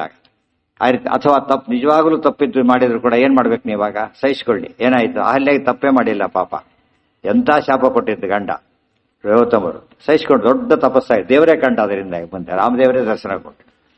ಅದು ಯೋಚನೆ ಮಾಡಬೇಕು. ಅಲ್ಲಿ ಶಾಸ್ತ್ರ ಉಪಯೋಗ ಬರೋದು. ಓದಿದ್ದು ಕೇಳಿದ್ದೆಲ್ಲ ಅಲ್ಲಿ ಉಪಯೋಗಕ್ಕೆ ಬಂದ್ರೆ ಅದು ಸಾರ್ಥಕ. ಅದನ್ನ ಹೇಳ್ತಾರೆ. ವಾಚ ಮನಸ ವಾಪಿ ಪ್ರತೀಪಂ ಕೇಶವೇ ಅಚರತ್. ಪ್ರತೀಪ ವಿರೋಧ. ದೇವ್ರ ಬಗ್ಗೆ ವಿರೋಧವನ್ನು ಮನಸ್ಸಿನಲ್ಲೂ ಮಾಡಲಿಲ್ಲ, ಮಾತಿನಲ್ಲೂ ಮಾಡಲಿಲ್ಲ. ಪಾಂಡವರು ಬಂದಷ್ಟು ಕಷ್ಟ ಲೋಕದ ಸುಮ್ಮನೆ ತಗೊಂಡ್ರೆ ಅವ್ರು ನೋಡಿದ ಕಷ್ಟ ವಿನಾಕಾರಣ ಬಂದಿತ್ತು. ಮೇಲ್ನೋಟಕ್ಕೆ ಏನೇನೂ ಇಲ್ಲ. ಎಂತೆಂಥ ಕಾಟ ಕೊಡ್ತಾನೋ. ಕುಡಿದವ್ರು ಯಾರೇ ಆಗಿದ್ರು ಕೂಡ ಬಾಯಿ ಬಂದ ಬೈದು ಬಿಡ್ಬೋದಾಗಿತ್ತು. ಅದು ಎಲ್ಲೂ ಬ್ಯಾಲೆನ್ಸ್ ಕಳ್ಕೊಂಡಿಲ್ಲ. ಇದು ಭಾರಿ ದೊಡ್ಡದು. ಆದ್ರೆ ಅದು ದೊಡ್ಡ ತಪಸ್ಸಾಯ್ತು. ಅವ್ರು ಹೀರೋಸ್ ಆದ್ರ. ಮಾತಿ ಮಾತು ಬೈಯೋದೇನು ದೊಡ್ಡಷ್ಟಕ್ಕೆಲ್ಲ, ತಡ್ಕೊಂಡು ದೊಡ್ಡದಾಯ್ತು. ಮಾಡಿದ್ದಲ್ಲ. ಸಮಂತಕಾರ್ಥೇ ರಾಮೋಪಿ. ಈ ಉಳಿದೆಲ್ಲ ತಗೊಳ್ತಾರೆ. 2 ಕೇಸ್ ಆಯ್ತು ಈಗ. ಪುರುಷರಲ್ಲಿ 1, ಸ್ತ್ರೀಯರಲ್ಲಿ 1. ಆಮೇಲೆ ಲಕ್ಷ್ಮೀನಾರಾಯಣರ ಬಗ್ಗೆ ಯಾತಕ್ಕೆ ಹೇಳಬೇಕಾಗಿಲ್ಲ? ನಾರಾಯಣಂ ಗುಣ ಸರ್ವೈರ್ ಉದೀರ್ಣಂ ದೋಷವರ್ಜಿತ ಅನ್ನೋ ಪದ ಎಲ್ಲ ಸೇರ್ಕೊಂಡೋಯ್ತು. ಡೆಫಿನೆಟ್ ಅದು ಶಾಸ್ತ್ರ ಓದಬೇಕಾದ್ದೇ ಅದಕ್ಕೋಸ್ಕರ. ದೇವರು ದೋಷ ಇಲ್ಲ ಅಂತ ತಿಳ್ಕೊಂಡ್ರೆ ಶಾಸ್ತ್ರ ಅರ್ಥ ಆಗಿದೆ ಅಂತ ಅರ್ಥ. ದೋಷವರ್ಜಿತಂ ನಾಶಪದ್ಧಾರ್ತರಾಷ್ಟ್ರಾಂಶ್ಚ ಮಹಾಪದ್ಯಪಿ ಸಾತತಃ ನವಾಚ ಮನಸಾ ವಾಪಿ ಪ್ರತೀಪಂ ಕೇಶವೇ ಅಚರತ್. ಅನ್ಯೇ ಭಾಗವತತ್ವೇಪಿ ಛಿನ್ನಧರ್ಮಾಃ ಕ್ವಚಿತ್ ಶಮಂತಕಾರ್ಥೇ ರಾಮೋಪಿ ಕೃಷ್ಣಸ್ಯ ವಿಮನಾಭವತ್. ಈ ಉಳಿದವ್ರ ಬಗ್ಗೆ ಹೇಳ್ತಾರೆ. ಈಗ ಉಳಿದವ್ರು ಎಲ್ಲಿ ಸಿರೋಬೇಕೀಗ ನೆಕ್ಸ್ಟ್ ಬಲರಾಮ ದೇವರೇನೆ ಅವತಾರ ಮಾಡಿದವರಲ್ಲಿ ಬಲರಾಮ ದೇವರು ರುದ್ರದೇವರ ಅವತಾರ. ಅವರು ಇಬ್ಬರಲ್ಲಿ ಯಾರಿಗೆ ಪ್ರಿಫರೆನ್ಸ್ ಕೊಡ್ಬೇಕು ಹೇಳಬೇಕಾದ್ರೆ, ಯಾಕೆ ಅವ್ರು ಮುಂದೆ ರುದ್ರದೇವರು ಶ್ರೇಷ್ಠದೇವರಾಗ್ತಾರೆ. ಈಗಾಗಲೇ ಅವ್ರು ಶ್ರೇಷ್ಠದೇವರು ಹಿಂದೆ ರುದ್ರದೇವರಾಗಿ ಸೀನಿಯರ್ ಇವರು, ಅವರ ಎಕ್ಸಾಂಪಲ್ ತಗೊಳ್ತಾರೆ. ಫಸ್ಟ್ ಅವ್ರು ಏನ್ ಮಾಡಿದ್ರು, ಅನ್ನೇ ಭಾಗವತ ಇವೆಲ್ಲ ಭಗವದ್ಭಕ್ತರೇ, ಆದರೆ ಕ್ವಚಿತ್ ಒಮ್ಮೊಮ್ಮೆ ಕೆಲವು ಪ್ರಸಂಗಗಳಲ್ಲಿ, ಇನ್ನೊಂದು ಕ್ವಚಿತ್ ಶಬ್ದಕ್ಕೆ ಕೆಲವು ಪ್ರಸಂಗಗಳಲ್ಲಿ ಕೂಡ ಏನ್ ಮಾಡಿದ್ರು ಅವರು, ಛಿನ್ನ ಧರ್ಮವನ್ನ ಕಳ್ಕೊಂಡ್ರು, ಧರ್ಮವನ್ನು ಸರಿಯಾಗಿ ಆಚರಿಸಲಿಲ್ಲ ಅಂತ ಹೇಳ್ತಾರೆ. ಭಾಗವತತ್ವೇಪಿ ಅಂತ ಹೇಳಿದ್ರಿಂದ, ಇದು ಕ್ವಚಿತ್ ಅಂತ ಹೇಳಿದ್ರಿಂದ 50-50 ಆಗಲೇ ತಿಳ್ಕೋಬಾರದು, ಗೊತ್ತಾಯ್ತಾ? 50-50 ಅಲ್ಲ, 75-25 ಕೂಡ ಅಲ್ಲ. ಎಷ್ಟದು ಒಂದೊಂದೊಂದೊಂದು ಇದರಲ್ಲಿ ಅಲ್ಲಿ 98 ಅಷ್ಟರಲ್ಲೇ ಇರ್ತಾರೆ ಅವರು, 90-100 ಒಳಗೆ ಇರ್ತಾರೆ ಹೊರತು ಜಾಸ್ತಿ ಅಲ್ಲ. ಇದನ್ನು ಸರಿಯಾಗಿ ಅರ್ಥ ಅವ್ರು ನಾವು ತಪ್ಪೆ ಅವರು ತಪ್ಪಿದ್ದಾರೆ, ಏನು ದೊಡ್ಡದಸ್ತಿ ಅಂತ ಹೇಳಬಾರ್ದು. ಅವ್ರಿಗೆ ತುಂಬಾ ವ್ಯತ್ಯಾಸ ಇದೆ. ಆ ಪ್ರಶ್ನೆ ಬರೋದೇ ಇಲ್ಲ. ಆಜ್ಞೆಯಿಂದ ಮಾಡಿದ್ರೆ ಅದು ತಪ್ಪು ಅಂತ ಕರೆಯಲಿಕ್ಕೆ ಸಾಧ್ಯನೇ ಇಲ್ಲ. ಸರ್ಕಾರದ ಆದೇಶ ಇದೆ ಅಂತ ಹೇಳಿದಾಗ ತಪ್ಪಿನ ಪ್ರಶ್ನೆ ಬರಲಿಲ್ಲ. ಮತ್ತೆ ಆಜ್ಞೆ ಇಲ್ದಾಗ ಇವೆಲ್ಲ ಹೇಳ್ತಾರೆ. ನೀವೆಲ್ಲ ತಪ್ಪು ಅಂತ ಕರೆಯೋದೆಲ್ಲ ಯಾವ್ದದು? ದೇವರ ಆಜ್ಞೆ ಇಲ್ಲ, ಇವನು NTI ಮಾಡ್ತಾನ, ತಪ್ಪು ಅಂತ ಕರೆಸೋದೇ ಅವಾಗ, ಬೇರೆ ಇಲ್ಲ. ಭಾಗವತತ್ವೇ ಅಪಿ ಛಿನ್ನ ಧರ್ಮಾ. ಭಾಗವತತ್ವೇ ಅಂದ್ರೆ ಏನು? ಭಗವದ್ಭಕ್ತತ್ವೇ ಅಪಿ, ಭಗವದ್ಭಕ್ತರಾಗಿದ್ದರೂ ಕೂಡ ಕ್ವಚಿತ್ ಛಿನ್ನ ಧರ್ಮಾ. First example ಪರಶುರಾಮದೇವ್. ಶಮಂತಕಾರ್ಥೇ ರಾಮೋಪಿ ಕೃಷ್ಣಸ್ಯ ವಿಮನಾಭವತ್. ಬಲರಾಮದೇವ್ ಏನ್ ಮಾಡಿದ್ರು, ಕೃಷ್ಣನ ವಿರುದ್ಧ ನಡ್ಕೊಂಡು ಕೃಷ್ಣನ ಬಗ್ಗೆ ತಪ್ಪು ತಿಳ್ಕೊಂಡ್ಬಿಟ್ರು. ಒಂದು ಎಕ್ಸಾಂಪಲ್, ಇದೆಲ್ಲ ಒಂದೇ ಪ್ರಸಂಗ ಅಲ್ಲವಲ್ಲ, ಬಟ್ ಹೈಲೈಟ್ ಮಾಡ ಒಂದೊಂದು ಎಕ್ಸಾಂಪಲ್ ಕೊಡ್ತಾರಷ್ಟೇ. ಇನ್ನೂ ಬೇರೆ ಕಡೆ ತಪ್ಪು ತಿಳ್ಕೊಂಡಿದ್ರು ಒಂದು ದೃಷ್ಟಾಂತ, ಒಂದು ತಪ್ಪು 100 ಬರದೇ ಇರ್ಲಕ್ಕೆ ಒಂದು ತಪ್ಪು ಸಾಕು. ಎಷ್ಟು ಬೇಕು ಅದಕ್ಕೆ? 100 ತಪ್ಪು ಮಾಡಬೇಕಾಗಿದೆ, ಜಸ್ಟ್ ಒಂದು ಮಿಸ್ಟೇಕ್ ಸಾಕು, ಅಷ್ಟನ್ನು ಮಾತ್ರ ಕೋಟ್ ಮಾಡ್ತಾರೆ. ಎಲ್ಲಿ ಬಂತು? ಶವಂತಕ ಮಣಿಯನ್ನ ಇದ್ಯಾರು ಇದ ಸತ್ರಾಜಿತರಾಜನ ಕೊಂದುಬಿಟ್ರು. ಪ್ಲಾನ್ ಮಾಡಿದವ್ರು ಯಾರು? ಅಕ್ರೂರ, ಕೃತವರ್ಮ ಮತ್ತೆ ಶತಧನ್ವ ಎಲ್ಲ ಪ್ಲಾನ್ ಮಾಡಿದ್ರು. ಕೊಂದಿದ್ಯಾರು ಆಕ್ಚುಲಿ? ಶತಧನ್ವ ಕೊಂದ. ಆಮೇಲೆ ಏನ್ ಮಾಡಿದ್ರು, ತಗೊಂಡ ಅದನ್ನ, ಯಾವ್ದನ್ನ ಮಣಿ ತಗೊಂಡ, ಗೊತ್ತಾಯ್ತಾ? ಅಲ್ಲಿಂದ ಹೋಗ್ಬಿಟ್ಟ. ಮಧ್ಯೆ ಏನ್ ಮಾಡಿದ ಗೊತ್ತಿಲ್ಲ ಬಲರಾಮ ದೇವರಿಗೆ. ಆಗ ಬಲರಾಮ ಕೃಷ್ಣ ಇಬ್ಬರು ಅಟ್ಸ್ಕೊಂಡು ಹೋದ್ರು. ಆ ಕತೆ ಮುಂದೆ ಬರುತ್ತೆ, ಆಚಾರ ಮಧ್ಯೆ ಹೇಳ್ಬಿಡ್ತಾ, ಹಿಂದೂ ಮುಂದೆ ಇದೆಲ್ಲ ಸೇರಿಸಿಬಿಟ್ಟ. ಓಡಿದಾರ, ಇವರು ಓಡಿದ್ರು ಹಿಂದೆ. ಅವ್ನು ಭಾರಿ ದೂರ ಓಡಿದವನು ಕುದುರೆ ಮೇಲೆ. ಇಡೀ ಸಾಯಂಕಾಲದ ಹೊತ್ತಿಗೆ ಕುದುರೆ ಸತ್ತೋಯ್ತು, ನಾನ್ ಸ್ಟಾಪ್ ಹೋಗಿದ್ದಕ್ಕೆ ಸತ್ತೋಯ್ತು ಅದು. ಇವರು ಕುದುರೆ ಮೇಲೆ ಹೋಗಿದ್ರು. ಆಮೇಲೆ ಅವ್ನು ಕುದುರೆ ಓಡಕ್ಕೆ ಶುರು ಮಾಡಿದ್ರು, ಇವರು ಇಳಿದು ಓಡಕ್ಕೆ ಶುರು ಮಾಡಿದ್ರು. ಯಾಕೆ ಅವನ್ನ ಹಾಗೆ ಹಿಡಿಬೇಕು ಅಂತ ಹೇಳಿ. ಹೋಗಿ ಹೇಳಿದ ತಪ್ಪು, ಓಡೋನ್ನ ಕುದುರೆ ಮೇಲೆ ಹೋದ್ರೆ ತಪ್ಪಾಗತ್ತೆ ಅಂತ ಧರ್ಮ ತೋರ್ಸಕ್ ಹೊರಟ್ರು. ಆ ಕೃಷ್ಣ ಜೋರಾಗಿ ಹೊಡೆದ. ಆ ದೇವರಾತ ಬಲರಾಮದೇವ್ರಿಗೆ ಅಷ್ಟು ಓಡ್ಲಿಕ್ಕೆ ಆಗ್ಲಿಲ್ಲ. ಕೃಷ್ಣ ಹಿಡ್ದ, ಅವನು ಹೊಡೆದ, ಅವನು ಸತ್ತೋದ. ಕೃತವ ಯಾರವನು ಶತದನ್ನು ಸತ್ತೋಗ್ಬಿಟ್ಟ. ಅಷ್ಟೊತ್ತಿಗೆ ಬಲರಾಮದೇವರು ಬಂದ್ರು. ಕೃಷ್ಣ ಹೇಳಿದ, ವೃಥಾಹತಃ ಶತಧನು ಮಣಿರತ್ಮಿನ್ನ ವಿದ್ಯತೆ. ನಾವು ಸುಮ್ಮನೆ ಕೊಂದಾಗಾಯ್ತು ಇವನನ್ನ, ಮಣಿ ಇಲ್ಲೇ ಇಲ್ಲ ಅಂತ ಹೇಳಿ. ಬಲರಾಮದೇವರಿಗೆ ಡೌಟ್ ಬಂತು.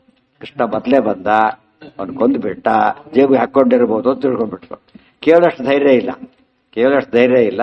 ಮನಸ್ಸಿಗೆ ಏನಾಯ್ತು, ಕೃಷ್ಣನೇ ಕಳ್ಳ ಅಂತ ಆ ಕಾಲಕ್ಕೆ ಅನಿಸ್ಬಿಡ್ತು. ಕೃಷ್ಣ ತಗೊಂಡಿರ್ಬೇಕು, ಮೊದಲು ಬಂದಿದ್ದು ಹೊಡೆದಿದ್ದು. ಈಗ ನಾನು ಇಲ್ಲ ಅಂತ ಹೇಳ್ತು. ಎಲ್ಲ ನೋಡಿದ್ರೆ ನಿಜವಾಗ್ಲೂ ಕೃಷ್ಣ ತಗೊಂಡಿರ್ಬೇಕು ಅನ್ಕೊಂಡ್ರು. ಬಾಯ್ ಬಿಟ್ಟು ಹೇಳಲಿಲ್ಲ. ಆ ಕೃಷ್ಣ ಹೋಗಿ ಆಮೇಲೆ ಬರ್ತೀರಿ ಅಂತ ಕೃಷ್ಣ ಹೋಗ್ಬಿಟ್ಟು ಕೃಷ್ಣ ಈ ಕಡೆ ವಾಪಸ್ ಹೊರಟ್ಬಿಟ್ಟ. ಅವರೊಬ್ಬರೇ ಎಲ್ಲಿ ಹೊರಟರು ಗೊತ್ತಾ?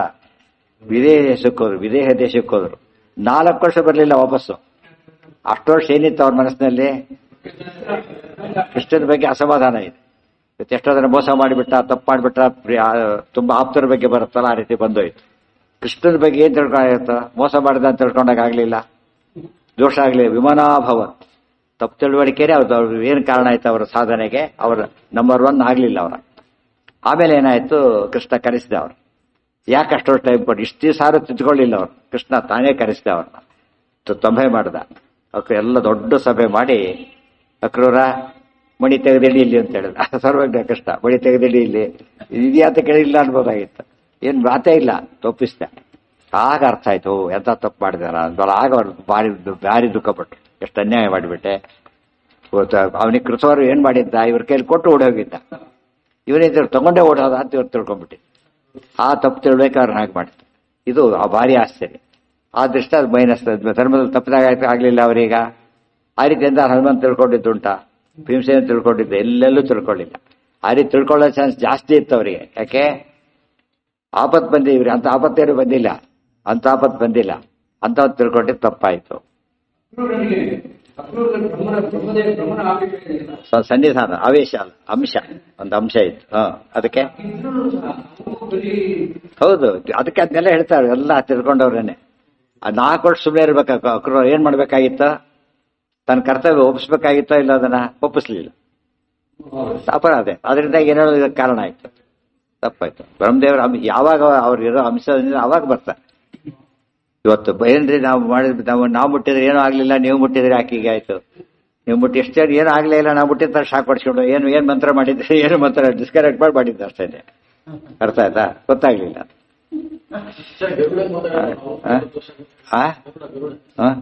ಹೇಳಿ ಎಲ್ಲ ಹೇಳ್ತಾ ಇದ್ದಾರೆ, ಒಬ್ಬರನ್ನು ಬಿಡೋದಿಲ್ಲ. ಭಾಗವತತ್ವೇಪಿ ಚಿನ್ನ ಧರ್ಮಾಹ ಕ್ವಚಿತ್ ಕ್ವಚಿತ್ ಶಮಂತಕಾರ್ಥೇ ರಾಮೋಪಿ ಕೃಷ್ಣಸ್ಯ ವಿಮನಾಭವತ್. ಯಾವ್ದು ಶಮಂತಕ ದೊಡ್ಡ ಮಣಿ, ಅದಕ್ಕೆ ಅವ್ರಿಗೆ ಅನಿಸಿದ ಕೃಷ್ಣ ದೊಡ್ಡ ಮಣಿ ಅನಾಯಾಸ ಸಿಕ್ಕಿದೆ, ಕೃಷ್ಣ ತಗೊಂಡ್ಬಿಟ್ಟ, ಅದೇ ಕಾರಣ ಆಯ್ತು. ಬೇರೆದಾಗಿ ಡೌಟ್ ಬರ್ತಿದ್ದಿಲ್ಲ. ಶಮಂತಕ ಮಣಿ ಅಂತ ಮಣಿ ಅನ್ಕೊಳ್ಳೋ ಕೃಷ್ಣನಿಗೂ ಆಗ್ಲಿಲ್ಲ ಅಂತ ತಿಳ್ಕೊಂಡು ಭಾರಿ ಇದು ಮಾಡಿದ್ರು. ಅವಮೇನೆ ಅರ್ಜುನ ಕೃಷ್ಣಂ ವಿಪ್ರಸ್ಯ ಶಿಶುರಕ್ಷಣೆ ಪ್ರದ್ಯುಮ್ನ ಉದ್ಧವ ಸಾಂಬೋ ಅನಿರುದ್ಧಾಶ್ಚ ಸರ್ವಶಃ. ಅವಮೇನೆ ಅರ್ಜುನ ಕೃಷ್ಣಂ ವಿಪ್ರಸ್ಯ ಶಿಶುರಕ್ಷಣೆ. ವಿಪ್ರಸ್ ಬಂತಲ್ಲ, ವಿಪ್ರತರಾಗ್ತಾ ಇದ್ರು, ಬದುಕಬೇಕಾಯ್ತು. ಆಗ ಬಂದ ಕಾಪಾಡಿತ, ಬಂದ ಅರ್ಜುನ ಬಂದ, ಕಾಪಾಡ್ತೀನಿ ಹೋಗ ಅಂತ ಕೇಳಿದ. ಆಗ ಅಂತ ಹೇಳಿದ, ನೋಡು ಇದು ದ್ವಾರಕಾ ಪಟ್ಟಣ, ಇದು ಕೃಷ್ಣನ ಜಾಗ, ಕೃಷ್ಣಗೆ ಗೊತ್ತು ವಿಷಯ, ನಾ ಕೇಳ್ಕೊಂಡಿದ್ದೇನೆ. ಕೃಷ್ಣ ಇನ್ನೂ ಕಾಪಾಡಿಲ್ಲ, ನಿನ್ ಕೈಲಾಗತ್ತಾ ಅಂತ ಕೇಳಿದ್ರು.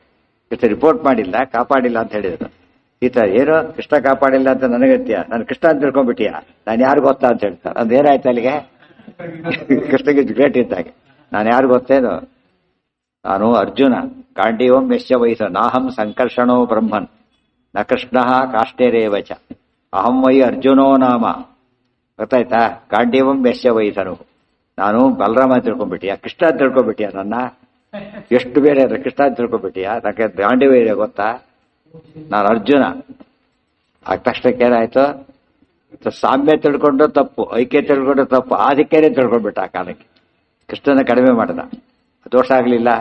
ಅದಕ್ಕೆ ಹೇಳ್ತಾರೆ, ಇಂಥ ತಪ್ಪುಗಳನ್ನ ಯಾವುದೋ ಕಾಲಕ್ಕೆ ವರ್ಷ ಏನೋ ದೊಡ್ಡ ಕೆಲಸ ಮಾಡಿಬಿಡ್ತಾರೆ, ಆ ಕ್ಷಣಕ್ಕೆ ಏನ್ ಅನಿಸ್ತದೆ, ಬಹುಶಃ ದೇವರಿದ್ರು ಇರ್ಬೋದು ಅನ್ಕೊಂಡ್ಬಿಡ್ತಾರೆ. ಇದಕ್ಕೆ ತಾರೆ ಬಾಳ ಸಣ್ಣ ಪುಟ್ಟ ವ್ಯಕ್ತಿ, ಬಹಳ ದೊಡ್ಡ ದೇವತೆನೇ ಇರಬಹುದು ನಾನು ಅಂತ ಹೇಳಿಬಿಟ್ಟು. ಗೊತ್ತಾಯ್ತಾ? ಆ ಕಡಕ್ ಅನಿಸ ಅಜ್ಞಾನ ಬಂದ್ಬಿಡುತ್ತೆ, ಅಜ್ಞಾನ, ನಾನು ಗ್ರೇಟ್ ಅಂತ. ಅದು ಕಲ್ಯಾವೇಶ ಅಂತ ಅದಕ್ಕೆ ಕಲಿಯ, ಕಲ್ಯಾವೇಶನೇ ಕಾರಣ, ಅದಕ್ಕೆ ಪ್ರಾರಬ್ಧ ಕಾರಣ, ಇನ್ನೇನಿಲ್ಲ. ಅನ್ಯೇ ಭಾಗವತತ್ವೇಪಿ ಚಿನ್ನ ಧರ್ಮ ಕ್ವಚಿತ್ ಕ್ವಚಿತ್ ಅವಮೇನೆ ಅರ್ಜುನ ಕೃಷ್ಣಂ ವಿಪ್ರಸ್ಯ ಶಿಶುರಕ್ಷಣೆ. ಇದು ಒಂದೇ ಪ್ರಸಂಗ ಅಲ್ಲ, ಇನ್ನೂ ಇದೆ, ಒಂದೊಂದು ಹೈಲೈಟ್ ಮಾಡ್ತಾ ಹೋಗ್ತಾರೆ. ಪ್ರದ್ಯುಮ್ನ ಬುದ್ಧ ಕ್ವಚಿತ್ ಕ್ವಚಿತ್ ಅಂತ ಹೇಳಿದ್ರೆ ಒಂದು ಹೇಳ್ತಾರೆ, ಇನ್ನೊಂದು ಕ್ವಚಿತ್ ಹೇಳಿಲ್ಲ ಅಂತ ಅರ್ಥ. ಪ್ರದ್ಯುಮ್ನ ಉದ್ಧವ ಸಾಂಬ ಅನಿರುದ್ಧಾದ್ಯಾಶ್ಚ ಸರ್ವಶ. ಪ್ರದ್ಯುಮ್ನ ಕೃಷ್ಣನ ಮಗ, ಉದ್ಧವ ಬೃಹಸ್ಪತಿ ಅವತಾರ, ಸಾಂಬ ಷಣ್ಮುಖನ ಅವತಾರ, ಅನಿರುದ್ಧ ಕೃಷ್ಣನ ಮೊಮ್ಮಗ. ಗೊತ್ತಾಯ್ತಾ? ಅವರೆಲ್ಲ ಏನ್ ಮಾಡಿದ್ರು, ಒಂದು ವಿಷಯ ಗೊತ್ತಿತ್ತು ಅವರಿಗೆ. ಸರ್ವಶಃ ಹರೇರಿಷ್ಟಂ ಸುಭದ್ರಾಯ ಫಲ್ಗುನೆ ದಾನಮಂಜಸ. ಎಲ್ರಿಗೂ ಗೊತ್ತಿದ್ದೇನು, ಸುಭದ್ರನೇ ಅರ್ಜುನ ಕೊಡಬೇಕು ಅಂತ ಕೃಷ್ಣನ ಸಂಕಲ್ಪ ಗೊತ್ತಿದೆ ಅವರಿಗೆ. ಬಲರಾಮ ದೇವರಿಗೆ ಅದು ಆಂಟಿ ಹೋದ್ರು. ಇವರೆಲ್ಲ ಬಲರಾಮನ ಫಾಲೋ ಮಾಡಿಬಿಟ್ರು, ಯಾರನ್ನು ಫಾಲೋ ಮಾಡಲಿಲ್ಲ, ಕೃಷ್ಣನ್ ಫಾಲೋ ಮಾಡಲಿಲ್ಲ. ಎಲ್ಲರೂ ಬಲರಾಮನ ತಕ್ಕಂತೆ ಎದ್ದು ಬಿಟ್ಟು ಎಲ್ಲ ಕೃಷ್ಣ ಎಲ್ಲರಿಗೂ ವಂಚಿಸಿದ. ಕೃಷ್ಣ ಯಾರಿಗೂ ಗೊತ್ತಾಗದಂತೆ ಮದುವೆ ನೋಡ್ಲಿಕ್ಕೂ ಬಿಡ್ಲಿಲ್ಲ ಅವ್ರು, ಆ ರೀತಿ ಮಾಡಿಬಿಟ್ಟ ಕೃಷ್ಣ. ಆದ್ರಿಂದಾನೇ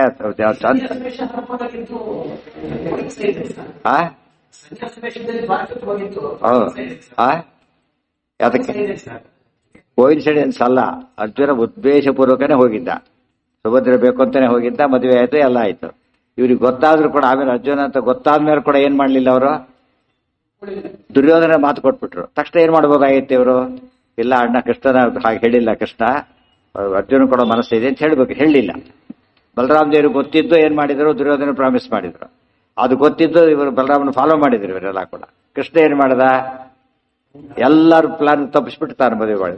ಅದಕ್ಕೆ ಹರಿಚಿತ್ತ ಸತ್ಯ ಹರಿಚಿತ್ತ, ದೇವರ ಸಂಕಲ್ಪ ನಡೆಯುತ್ತೆ ಹೊರತು ಹುಡುಗರ ಸಂಕಲ್ಪ ನಡೆಯುತ್ತೆ. ನಡೆದ್ರೆ ಏನರ್ಥ, ಆಗಿತ್ತು ಅಂತ ಅರ್ಥ, ಇಲ್ಲದ್ರೆ ನಡೆಯಲಿಕ್ಕೆ ಸಾಧ್ಯ ಇಲ್ಲ. ಪ್ರದ್ಯುಮ್ನ ಇವರೆಲ್ಲ ಯಾರ್ಯಾರು, ಇವರೆಲ್ಲ ಇಂದ್ರ, ಅರ್ಜುನ ಇಂದ್ರ, ಇವರು ಪ್ರದ್ಯುಮ್ನ, ಉದ್ಧವ, ಸಾಂಬ ಎಲ್ಲಿ ಯಾವ ಹೈಲೆ ದೊಡ್ಡ ಲೆವೆಲಲ್ಲಿ ಇದ್ದಾರೆ. ಎಕ್ಸಾಂಪಲ್ ಕೊಟ್ಟರು. ಹರೇ ಅಲ್ಲ ಅಲ್ಲ ಅಲ್ಲ, ಶಚಿ ಅವತಾರ ಅಲ್ಲ ಆಕೆ. ತ್ರಿಜಟ ಆಗಿತ್ತು ಹಿಂದೆ, ಒಬ್ಬ ದೇವಕನ್ಯೆ ಅಷ್ಟೇ ಹೊರತು ಶಚಿ ಅಲ್ಲ ಆಕೆ. ಚಿತ್ರಾಂಗದ ಶಚಿ. ಅರಿಷ್ಟಂ ಹರೇ ಅರಿಷ್ಟಂ ಸುಭದ್ರಾಯ ಫಲ್ಗುನೇ ದಾನಮಂಜಸ ಜ್ಞಾತ್ವಾಪಿ ರುರುಧು ಸಮ್ಯಕ್ ಸಾತ್ಯಕಿ ಕೃಷ್ಣ ಸಂಹಿತಂ. ಅದು ಅಡ್ಡ ಮಾಡಕ್ಕೆ ಭಾರಿ ಪ್ರಯತ್ನ ಪಟ್ಟರು. ಅರ್ಜುನ ಕರ್ಕೊಂಡು ಹೋದ್ಮೇಲೂ ಕೂಡ ಏನ್ ಮಾಡಿದ್ರು ಅವರು? ಅರ್ಜುನ ಹೊಡೆದು ಬೇಡ ಏನಾರು ಮಾಡಿ ಹೋಗು ಭಾರಿ ಕೂಗಾಡ್ಬಿಟ್ರೆ ಹೊರತು ಕೃಷ್ಣನ ಸಂಕಲ್ಪ ಅಂತಾರೆ. ಕೃಷ್ಣ ಎಲ್ಲ ಹೇಳಿದ್ಮೇಲೆ ಅವರಿಗೆ ಅರ್ಥ ಆಯ್ತು. ಅಲ್ಲಿಗಿಂತ ಮುಂಚೆ ವಿರೋಧವನ್ನೇ ಮಾಡಿದರು. ಜ್ಞಾತ್ವಾಪ್ಚ ರುರುಧು. ಆಮೇಲೆ ಸಾತ್ವಿಕಿ ಇದ್ದಾನೆ. ಸಾತ್ಯಕಿ ಕೃಷ್ಣ ಭಕ್ತರಲ್ಲಿ ಬಹಳ ಶ್ರೇಷ್ಠರಲ್ಲಿ ಒಬ್ಬ. ಆದ್ರೂ ಕೂಡ ಏನ್ ಮಾಡ್ತಾನೆ? ಸಾತ್ಯಕಿ ಕೃಷ್ಣ ಸಂಹಿತಂ ಕದಾಚಿತ್ ಮನ್ಯತೆ ಪಾರ್ಥಂ. ಸಾತ್ಯಕಿ ಒಮ್ಮೊಮ್ಮೆ ಅರ್ಜುನ ಪರಾಕ್ರಮ ಏನು ಅನ್ಕೊಂಡ್ಬಿಡ್ತಿದ್ದ? ಕೃಷ್ಣನ ಈಕ್ವಲ್ ಅರ್ಜುನ ಅಂತ ತಪ್ಪು ತಿಳ್ಕೊಂಡ್ಬಿಡ್ತಾ ಇದ್ದ. ಅದು ತಿಳ್ಕೊಬಾರ. ಕದಾಚಿನ್ ಮನ್ಯತೆ ಪಾರ್ಥಂ ಧರ್ಮಜೋಪಿ ನರಂ ಹರಿಂ. ಧರ್ಮರಾಜ ಕೂಡ ಏನ್ ಮಾಡ್ತಿದ್ದ? ಒಮ್ಮೊಮ್ಮೆ ಕೃಷ್ಣನನ್ನ ಮನುಷ್ಯ ಅಂತ ತಿಳ್ಕೊಂಡ್ಬಿಡ್ತಿದ್ದ. ಕೆಲವು ಸಲ ನೀನು ಹೋಗ್ಬೇಡ ಕೃಷ್ಣ, ಸಂಧಾನಕ್ಕೆ ಹೋಗ್ಬೇಡ, ಯಾಕೆಂದ್ರೆ ಭಾರಿ ದುಷ್ಟ ದುರ್ಯೋಧನ, ನಮಗೆ ರಾಜ್ಯ ಇಲ್ಲ ಹೋದ್ರೂ ಪರವಾಗಿಲ್ಲ, ನಿನಗೆ ತೊಂದರೆ ಆಗಬಾರ್ದು. ನೋಡೋದಕ್ಕೆ ಒಳ್ಳೆ ಐಡಿಯಾ, ತೊಂದರೆ ಆಗುತ್ತೆ ಅಂತ ಭಯ, ಅದು ತಪ್ಪಾಯ್ತು. ಕಳಕಳಿ ಇದೆ, ಅದು ಅಜ್ಞಾನ ಇದೆ. ಅದು ತಪ್ಪಾಯ್ತು. ಕಳಕಳಿಯ ದೃಷ್ಟಿಯಿಂದ ಭಾರಿ ಪುಣ್ಯ, ಅಜ್ಞಾನ ದೃಷ್ಟಿಯಿಂದ ಏನಾಯ್ತದು? ದೋಷ. ಆದ್ದರಿಂದ ಸರಿ ಅಂತ. ಯಾರೋ ವಿತರಣ ಹಾಗೆ ಮಾಡ್ತಾನೆ. ಎಲ್ಲ ಮಾಡಿಬಿಟ್ಟು ನಾಳೆ ಹೋಗ್ಬೇಡ, ಸಭೆ ಮಾತ್ರ ಹೋಗಬೇಡ, ನೀನೀಗ ಬಹಳ ಪದ್ಧತಿ ಆಗುತ್ತೆ, ಕಟ್ಟಿಯಾಗ್ಬಿಟ್ರೆ ಕಷ್ಟ, ಈ ಥರ ಭಯಪಟ್ಬಿಡ್ತಾರೆ. ಜಾತ್ವಾಪಿರುಸ್ವಜ್ಞ ಸಮ್ಯಕ್ ಸಾತ್ಯಕಿ ಕೃಷ್ಣ ಸಂಹಿತಂ ಕದಾಚಿತ್ ಮನ್ಯತೆ ಪಾರ್ಥಂ ಇವೆಲ್ಲ ನಾವು ನಮಗೆ ಅಪ್ಲೈ ಮಾಡ್ಕೊಂಡು ನೋಡ್ಬೇಕು. ನಾವೆಲ್ಲ ತಪ್ಪು ಮಾಡ್ತೀವಿ ನೋಡ್ಕೋಬೇಕಲ್ಲ. ಏಕಾದಶಿ ಮಾಡೋ ದೇವರಿಗೆ ಪ್ರಿಯ, ಯಾವುದೋ ಬಿಟ್ಟ ಹೋಯ್ತು ಅಲ್ಲಿಗೆ, ಯಾವುದೋ ಕಾರಣ ಕೊಟ್ಟ. ದೇವ್ರ ವಿರುದ್ಧ ಮಾಡಿದಾಗ ಆಗ್ಲಿಲ್ಲ. ಆಗ ಸಂಧ್ಯಾ ಒಂದು ಇದೆಲ್ಲ ಮಾಡೋ ದೇವರು ಪ್ರಿಯವಾದದ್ದು, ಅದು ಮಾಡೋದಿಲ್ಲ ಏನರ್ಥ? ದೇವ್ರ ವಿರೋಧ ಮಾಡಿದಾಗ ಅದೆಲ್ಲ ನಾವು ಇವ್ರು ಮಾಡಿದಾರೆ ಚಪ್ಪಾಳೆ ಹಾಕೋದು ಕೊಡೋದಲ್ಲ. ಮತ್ತೆ ಗೊತ್ತಾಯ್ತಿಲ್ಲ, ಇವ್ರದ್ದು ಎಲ್ಲೆಲ್ಲೋ ಮಾಡಿ ತಪ್ಪು ಇಡ್ತಾ ಇದ್ದಾರೆ. ದಿನ ಬೆಳಗಾದ್ರೆ ಅಪರಾಧ ಸಹಸ್ರಾಣಿ ಕ್ರಿಯಂತೆ ಅಹರ್ನಿಶಮ್ಮಯ. ಹಗಲು ರಾತ್ರಿ ಸಾವಿರಾರು ತಪ್ಪುಗಳು. ಅದು ಇವ್ರಿಗೆ ಕಂಪೇರ್ ಮಾಡ್ಕೊಳಕ್ಕೆ ಬರೋದಿಲ್ಲ. ಆದ್ರೆ ಅದನ್ನ ಜನ ಇವ್ರನ್ನ ಇಷ್ಟೊಂದು ಓಡಾಡಕ್ಕೆ ಹೋಗ್ಬಾರ್ದು. ಮತ್ತೆ ನೋಡಿ ಅವ್ರೇನು ತಪ್ಪು ಮಾಡಿದಾಗ ಗೊತ್ತೇನ್ರಿ, ತೋರಿಸ್ತೀನಿ ಬರ್ರಿ ಅಂತ ಹೇಳಿದ್ರೆ ತಪ್ಪದು. ಅದು ತಿಳ್ಕೊಂಡು ಅವ್ರ ಅಂಥವ್ರಿಗೆ ಹಾಗಾಗಿದೆ ಅಂದ್ರೆ ನಾವು ಭಾರಿ ಹುಷಾರಾಗಿರ್ಬೇಕು ಅಂತ ತಿಳ್ಕೊಳ್ಳೋದು ಜಾಣತನ. ಜ್ಞಾತ್ವಾಪಿ ರುರುಸಮ್ಯಕ್ ಸಾತ್ಯಕಿ ಕೃಷ್ಣ ಸಂಹಿತಂ ಕದಾಚಿತ್ ಮನ್ಯತೆ ಪಾರ್ಥಂ ಧರ್ಮಜೋಪಿ ನರಂ ಹರಿಂ ಮತ್ವಾ ಅಭಿಭೇದ್ ಜರಾಸಂಧವಧೆ ಕೃಷ್ಣ ಮುದೀರಿತುಂ. ಜರಹನ್ನು ಕೊಲ್ಲಕ್ಕೆ ಅಂತ ಕೃಷ್ಣ ನಾ ಹೋಗ್ತೀನಿ ಕಳಿಸು ಅಂತ ಹೇಳಿದ್ರೆ ಬೇಡ ಕೃಷ್ಣ ಹೋಗಬೇಡ, ಭಾರಿ ದುಷ್ಟ ಅವನು, ಭಾರಿ ಇದಾಗಿದೆ, ಯಾರು ಪ್ರಾಬ್ಲಮ್ ಬಂದ್ರೆ ಕಷ್ಟ, ವ್ಯಾಸಯಾಗ ಮಾಡದೆ ಹೋದ್ರೂ ಪರವಾಗಿಲ್ಲ, ನೀನು ಹೋಗ್ಬೇಡ, ಇದೆಲ್ಲ ಹೇಳ್ತಾರೆ. ಆಮೇಲೆ ಇನ್ನೂ ಕೇಳ್ತಾನೆ, ಆ ಧರ್ಮ ಯಾಕೆ ಹೆದರ್ತಿ ಅಂತ ಕೇಳಿದ್ರೆ ಕೃಷ್ಣ ಇನ್ನೇನು ಇಲ್ಲ, ತಪ್ಪು ತಿಳ್ಕೊಂಡ್ಬಿಡ್ಬೇಡ, ನೀನೇ ಅವನಿಗೆ ಹೆದರಿಬಿಟ್ಟು ದೂರ ದ್ವಾರಕೆ ಕರ್ಕೊಂಡ್ಬಿಟ್ಟಿದ್ದಿ ಪಾಪ, ಅದ್ರ ನೀನೇ ಹೆದರಿಬಿಟ್ಟು ಕೃಷ್ಣ ಭಯಪಟ್ಬಿಟ್ಟ. ಜರ ತಿಳ್ಕೊಂಡ್ಬಿಟ್ಟಿದ್ದಾರ ರಣಚೋಡ್ರಾಯ ಆತ್ಮ ತಿಳ್ಕೊಂಡಾಗಾಯ್ತು. ತಪ್ಪದು. ಆ ಕೃಷ್ಣ ಹೇಳ್ತಾರೆ ಮಾಡಿಲ್ಲ ನಾನು, ಕೃಷ್ಣ ತಾನೇ ಹೇಳ್ತಾರ ಹಾಗಲ್ಲ ನಾನು ಮಾಡಿದ್ದು ತೋರಿಸ್ಬೇಕು, ರಾಜನೀತಿ ತೋರಿಸ್ಬೇಕು ಅಂತ ಮಾಡಿದೆ ಅಂತ ಹೇಳಿದಾಗ ಆಗ ಆತ ನಂಬಿಕೆ ಬಂತು. ಈ ರೀತಿ ಭಯಪಟ್ಟಿದ್ದಾನೆ. ಸಾತ್ಯಕಿ ಕೃಷ್ಣ ಸಂಹಿತಂ ಕದಾಚಿನ್ ಮನ್ಯತೆ ಪಾರ್ಥಂ ಧರ್ಮಜೋಪಿ ನರಂ ಹರಿಂ ಮತ್ವಾ ಅಭಿವೈ ಜರಾಸಂಧವಧೆ ಕೃಷ್ಣ ಮುದೀರಿತುಂ ಬಂಧನಂ ಶಂಕಮಾನೋಪಿ ಕೃಷ್ಣಸ್ಯ ವಿದುರೋಪಿತು ಕೌರವೇಯ ಸಭಾ ಮಧ್ಯೆ ನಾವತಾರ ಮರೋಚಯತ್. ಬಂಧನಂ ಶಂಕಮಾನೋಪಿ ಕೃಷ್ಣಸ್ಯ ವಿದುರೋಪಿತು. ವಿದುರ ಕೃಷ್ಣನಿಗೆ ಬಂಧನವಾಗಬಹುದು ಎಂಬ ದೃಷ್ಟಿಯಿಂದ ಕೌರವೇಯ ಸಭಾ ಮಧ್ಯೆ ನಾವತಾರಂ ಮರೋಚಯತ್. ಅವತಾರ ಅಂದ್ರೆ ಹೋಗೋದು, ಸಭೆಗೆ ಹೋಗೋದು ಬೇಡ ಅಂತೇಳಿ ತಡದ. ಕೃಷ್ಣ ಬಿಡು ಪರವಾಗಿಲ್ಲ ಸಮಾಧಾನ ಮಾಡಿ ಹೊರಟ. ಆ ವಿಚಾರ ಬೇರೆ. ನಕುಲ ಕರದಾನಾಯ ಪ್ರೇಷಯಾಮಾಸ ಕೇಶವೇ ಅವಮೇನೆ ಹರೇರ್ಬುದ್ಧಿಂ ಸಹ ದೇವಃ ಕುಲಕ್ಷಯಾತ್. ನಕಲಃ ಕರದಾನಾಯ ಪ್ರೇಷಯಾಮಾಸ ಕೇಶವೇ. ಕರ ರಾಷ್ಟ್ರಯಾಗ ಮಾಡಕ್ಕೆ ಹೊರಟಾಗ ಕಪ್ಪ ಕಡೆ ತರಬೇಕಾಗಿಲ್ಲ, ನಕಲನ್ನು ಈ ಕಡೆ ಕಳಿಸಿದ್ರೆ ದ್ವಾರಕೆ ಕಡೆ ಹೋದ. ನಕಲ ಪಶ್ಚಿಮ ದಿಕ್ಕೆ ಹೋಗಿದ್ದು, ಕೃಷ್ಣನಿಗೆ ಕಳಿಸ್ತಾ ನಮ್ಗೆ ಕಪ್ಪ ಕಾಣಿಕೆ ಕೊಡು ಅಂತೇಳಿ. ಗೊತ್ತಾಯ್ತಾ? ನೀನು ನಮ್ಗೆ ಕಾಂಟ್ರಿಬ್ಯೂಷನ್ ಕೊಡಬೇಕು, ಎಲ್ಲ ಅನುಗ್ರಹ ಕಾಂಟ್ರಿಬ್ಯೂಷನ್ ಕೊಡಬೇಕು. ಯಾಕೆ ನಾವು ರಾಷ್ಟ್ರಯಾಗ ಮಾಡ್ತಿದ್ದೀವಿ, ಆದ್ರಿಂದ ಕೊಡಬೇಕು. ಇನ್ನೊಂದು ಮಾತಿದೆ, ಕೊಡದೆ ಹೋದ ಯುದ್ಧ ಮಾಡಬೇಕು. ಅಲ್ಲ ಹೇಳಿಲ್ಲ ಬಾಯ್ಬಿಟ್ಟದಲ್ಲ, ಅರ್ಥ ಆಗ್ತಿದ್ದಾಗಲಕ್ಕ ಕೊಡದಾದ್ರೆ ತಪ್ಪಾಗತ್ತೆ. ಆ ಮಾತನ್ನು ಆಡಬಾರ್ದು. ದೇವರಿಗೆ ಹೇಳ ಕರದಾನಾಯ ಕೃಷ್ಣ ಎಲ್ಲ ಮಾಡಿಸ್ತಿರ್ಬೇಕಾದ್ರೆ ಇದು ಮಾಡೋದಾಗತ್ತ? ಅದು ಸಾಧ್ಯ ಇಲ್ಲ. ನಾವು ಕೊಡ್ತಾರೆ ಕೃಷ್ಣ, ಕೊಟ್ಬಿಟ್ಟು ತಗೊಂಡೋಗಪ್ಪ ಅಂತೇಳಿ. ಏನ್ ಮಾಡ್ಬೋದಾಗಿತ್ತು? ಇವಾಗ ಹೇಗೆ ಅಂದ್ರೆ ಯಾವ್ದೋ ಸಭೆಗೆ ಎಲ್ಲರೂ ಪಾಸ್ ಕೇಳ್ತಿರ್ತಾರೆ, ಚೀಫ್ ಗೆಸ್ಟ್ ನೀವು ಪಾಸ್ ತೋರಿಸಿ ಅಂತ ಏನ್ ಮಾಡ್ಬೇಕಾಗುತ್ತೆ? ಇವರೇ ಕರೆದಿರೋದವನ್ನ, ಅವು ಆತ ಬಂದಿಲ್ಲ, ಇದು ಕರೆದಿದ್ದಾರೆ ಪಾಸ್ ತೋರಿಸಿ, ಅಧ್ಯಕ್ಷರು ಪಾಸ್ ತೋರಿಸಿ ಅಂತ ಕೇಳಿದ್ರೆ ಎಷ್ಟು ತಪ್ಪಾಗಲ್ಲ ಅದು? ಇವ್ರಿಗೆ ಗೊತ್ತಿಲ್ಲ ಕೇಳಿದ, ಅದು ಅಜ್ಞಾನ. ಗೊತ್ತಿಲ್ಲ ಅಂಬೋದು ಅಜ್ಞಾನ, ಗೊತ್ತಿಲ್ಲದೆ ಕೇಳಿದರೆ ಗೊತ್ತಿಲ್ಲ ಅಂಬೋದೇ ದೋಷ. ಗೊತ್ತಿದ್ದು ಕೇಳಿದ ಅಪರಾಧ, ಗೊತ್ತಿಲ್ಲದೆ ಕೇಳಿದ ಗೊತ್ತಿಲ್ಲ ಎಂಬ ಅಪರಾಧ. ಈಗ ಅದು ತಪ್ಪೇನೆ. ಏನಂತ ಅದು ಅಪರಾಧ, ಅದು ಹೇಗೆ ಅಪರಾಧ? ಇದು ಅಪರಾಧ. ಅದು ರಕ್ತ ಕೊಡುಗರು ಕೇಳಿದ ಹಾಗೇನೆ, ಇದು ಉದ್ದೇಶಪೂರ್ವಕ ಕೇಳಿದ್ರು ಅಜ್ಞಾನದಿಂದ ಕೇಳಿದ, ಅಷ್ಟು ಡಿಫರೆನ್ಸ್. ವಿರೋಧನೇ ಅವೆಲ್ಲ. ಪ್ರೇಷಯ ಮಾಸ ಕೇಶವೇ ಅವಮೇನೆ ಹರೇರ್ ಬುದ್ಧಿಂ ಸಹದೇವ ಕುಲಕ್ಷಯಾತ್. ಸಹದೇವ ಏನ್ ಮಾಡ್ದ? ಯುದ್ಧ ಮಾಡ್ತಾರೆ ಕೃಷ್ಣ, ಯುದ್ಧ ಎಲ್ಲ ಮುಗಿದ್ಮೇಲೆ ಕೃಷ್ಣ ತಪ್ಪು ಮಾಡಿಬಿಟ್ಟ, ಇಡೀ ವಂಶನೇ ಹಾಳಾಗೋಯ್ತು, ಮಾಡಬಾರ್ದಾಗಿತ್ತು ಅತಿರೇಕ ಮಾಡ್ಬಿಡ್ತಾರೆ ಕೃಷ್ಣನ ಮೇಲೆ. ನಾವಾಗ ಮಾಡೋದಿಲ್ಲ, ಹೋದಾಗ ಯಾರು ಮಾತಾಡ್ಸಕ್ ಹೋಗಿರ್ತಾರೆ ಗೊತ್ತವ್ರನ್ನ, ಸುಮ್ಮನೆ ಮಾಡಬಾರ್ದೆ, ದೇವ್ರು ಭಾರಿ ಅನ್ಯಾಯ ಮಾಡಿಬಿಟ್ಟ ನಿಮಗೆ, ದೇವ್ರ ಮೇಲೆ ಹೋಗ್ಬೇಕಾದ್ರೆ ಎಲ್ಲ ಬಿಟ್ಬಿಟ್ಟು ಅನ್ಯಾಯ ಮಾಡಿದ ಪಾಪ, ಎಷ್ಟು ಚಿಕ್ಕ ವಯಸ್ಸು, ಈಗ ಆಗಬಾರ್ದಾಗಿತ್ತು ಅಂದ್ರೆ ದೇವ್ರ ಉದ್ದೇಶಪೂರ್ವಕ ಮಾಡ್ದ, ದೇವ್ರು ಭಾರಿ ವೆಂಚಿಟ್ಕೊಂಡು ಮಾಡಿದ್ರೆ ಕೊಡೋಕ್ಕಾಗತ್ತೆ. ಈಗ ಸುಮ್ಮನೆ ಬರಬಾರ್ದಿಲ್ಲ, ಇಂಥ ಸಾಮಾನ್ಯ ಹೋದ ಇಂಥ ಮಾತಾಡೇ ಬರೋದು. ಭಾರಿ ಅನ್ಯಾಯ ಆಯ್ತು. ಯಾರು ಅನ್ಯಾಯ ಆಯ್ತು? ಯಾರಿಂದ ಆಯ್ತಾಗಿತ್ತು? ಈಗ ಮರ್ಡರ್ ಆದ್ರೆ ಅಟ್ಲೀಸ್ಟ್ ಮರ್ಡರ್ ಬೈಬೋದು, ಸತ್ತೋಗಿದ್ದಾರೆ, ಈಗ ಯಾರು ಬೈಬೇಕೀಗ? ಸರ್ಕಾರ ಕೂಡ ಯಾರ ಮೇಲೆ ಕೇಸ್ ಹಾಕಲ್ಲ, ಗೊತ್ತಾಯ್ತಾ? ಸರ್ಕಾರ ಯಾರ ಮೇಲೆ ಕೇಸ್ ಹಾಕ, ನ್ಯಾಚುರಲ್ ಡೆತ್ಗೆ ಯಾರ ಮೇಲೆ ಕೇಸ್ ಹಾಕಾಗಿಲ್ಲ, ಇವ್ರು ದೇವ್ರ ಮೇಲೆ ಕೇಸ್ ಹಾಕಿ ಬರ್ತಾರೆ.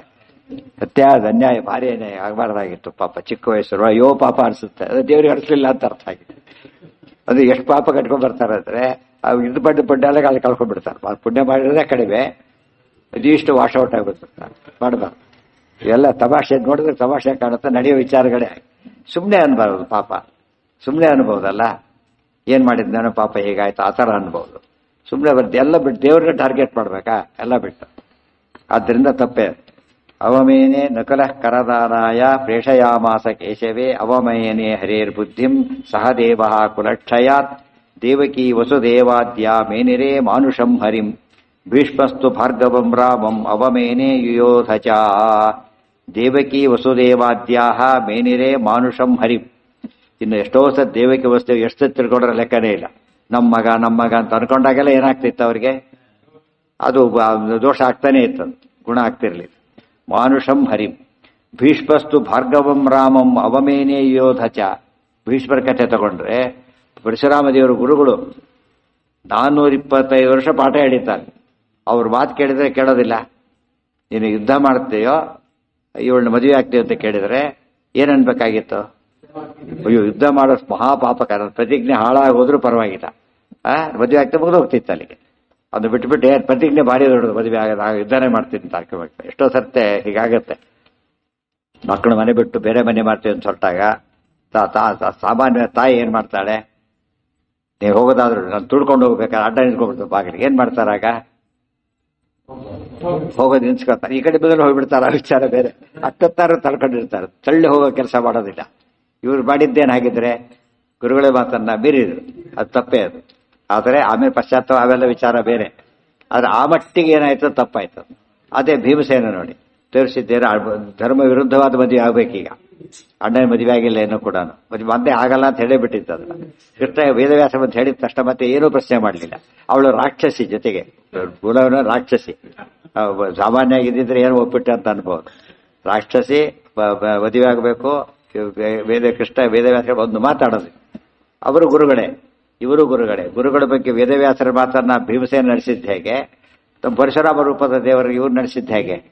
ಯುದ್ಧ ಮಾಡಿ ಬದಲಿ ಬಾಣ ಬಿಡೋದು, ಅದು ಸಾಧ್ಯ ಇಲ್ಲ. ಪ್ರತಿಜ್ಞೆ ದೊಡ್ಡದು, ಇವರು ದೊಡ್ಡವರೇ. ಈಗ ಅದು ದೊಡ್ಡವ್ರು ಹೇಳಿದ ಮೇಲೆ ಕೆಲ ಪದ್ಧತಿ ಇದೆ. ಯಾವುದೋ ದೊಡ್ಡ ಸಮಾರಂಭಕ್ಕೆ ಹೋಗಿರ್ತಾರೆ, ಬಹಳ ದೊಡ್ಡ ಉತ್ಸವ, ಸ್ವಾಮಿಗಳಂತವರೇ ಹಾಕ್ತಾ ಇರ್ತಾರೆ, ಗಯಕ್ಕೆ ಏನೋ ಬಿಟ್ಟು ಬಂದಿರ್ತಾರೆ. ಅದನ್ನ ಹಾಕ್ಲಕ್ಕೆ ಬಂದಾಗ ಇವನಿಗೆ ಏನು ಕಾರಣ ಕೊಡೋದಿಲ್ಲ. ಇಸ್ಕೊಬಿಟ್ಟು ಅಂದ ಅವತ್ತಿ ಬಟ್ಟಿ ತಿಂತಾನೆ, ಮತ್ತೆ ತಿನ್ನಬಾರ್ದು. ದೊಡ್ಡವ್ರು ಹಾಕಿದ್ದಾರೆ, ದೋಷ ಅಲ್ಲ ಅದು. ಅರ್ಥ ಆಯ್ತಾ? ಈಗ ಅಂತ ಹೊತ್ತಿನಲ್ಲಿ ಅದೇ ಹೇಳ್ಬಾರ್ದಾಗಿ ಪ್ರತಿಜ್ಞೆ ದೊಡ್ಡದು ಮಾಡಬಾರ್ದಾಗ ಯಾವ ವ್ರತನೂ ಹೇಳೋದಕ್ಕೆ ಹೋಗ್ಬಾರ್ದು. ಯಾಕೆ? ಆ ಕಾಲಕ್ಕೆ ದೋಷ ಅನ್ಸೋದೇ ಇಲ್ಲ, ಅದು ನಿಯಮ ಇದೆ.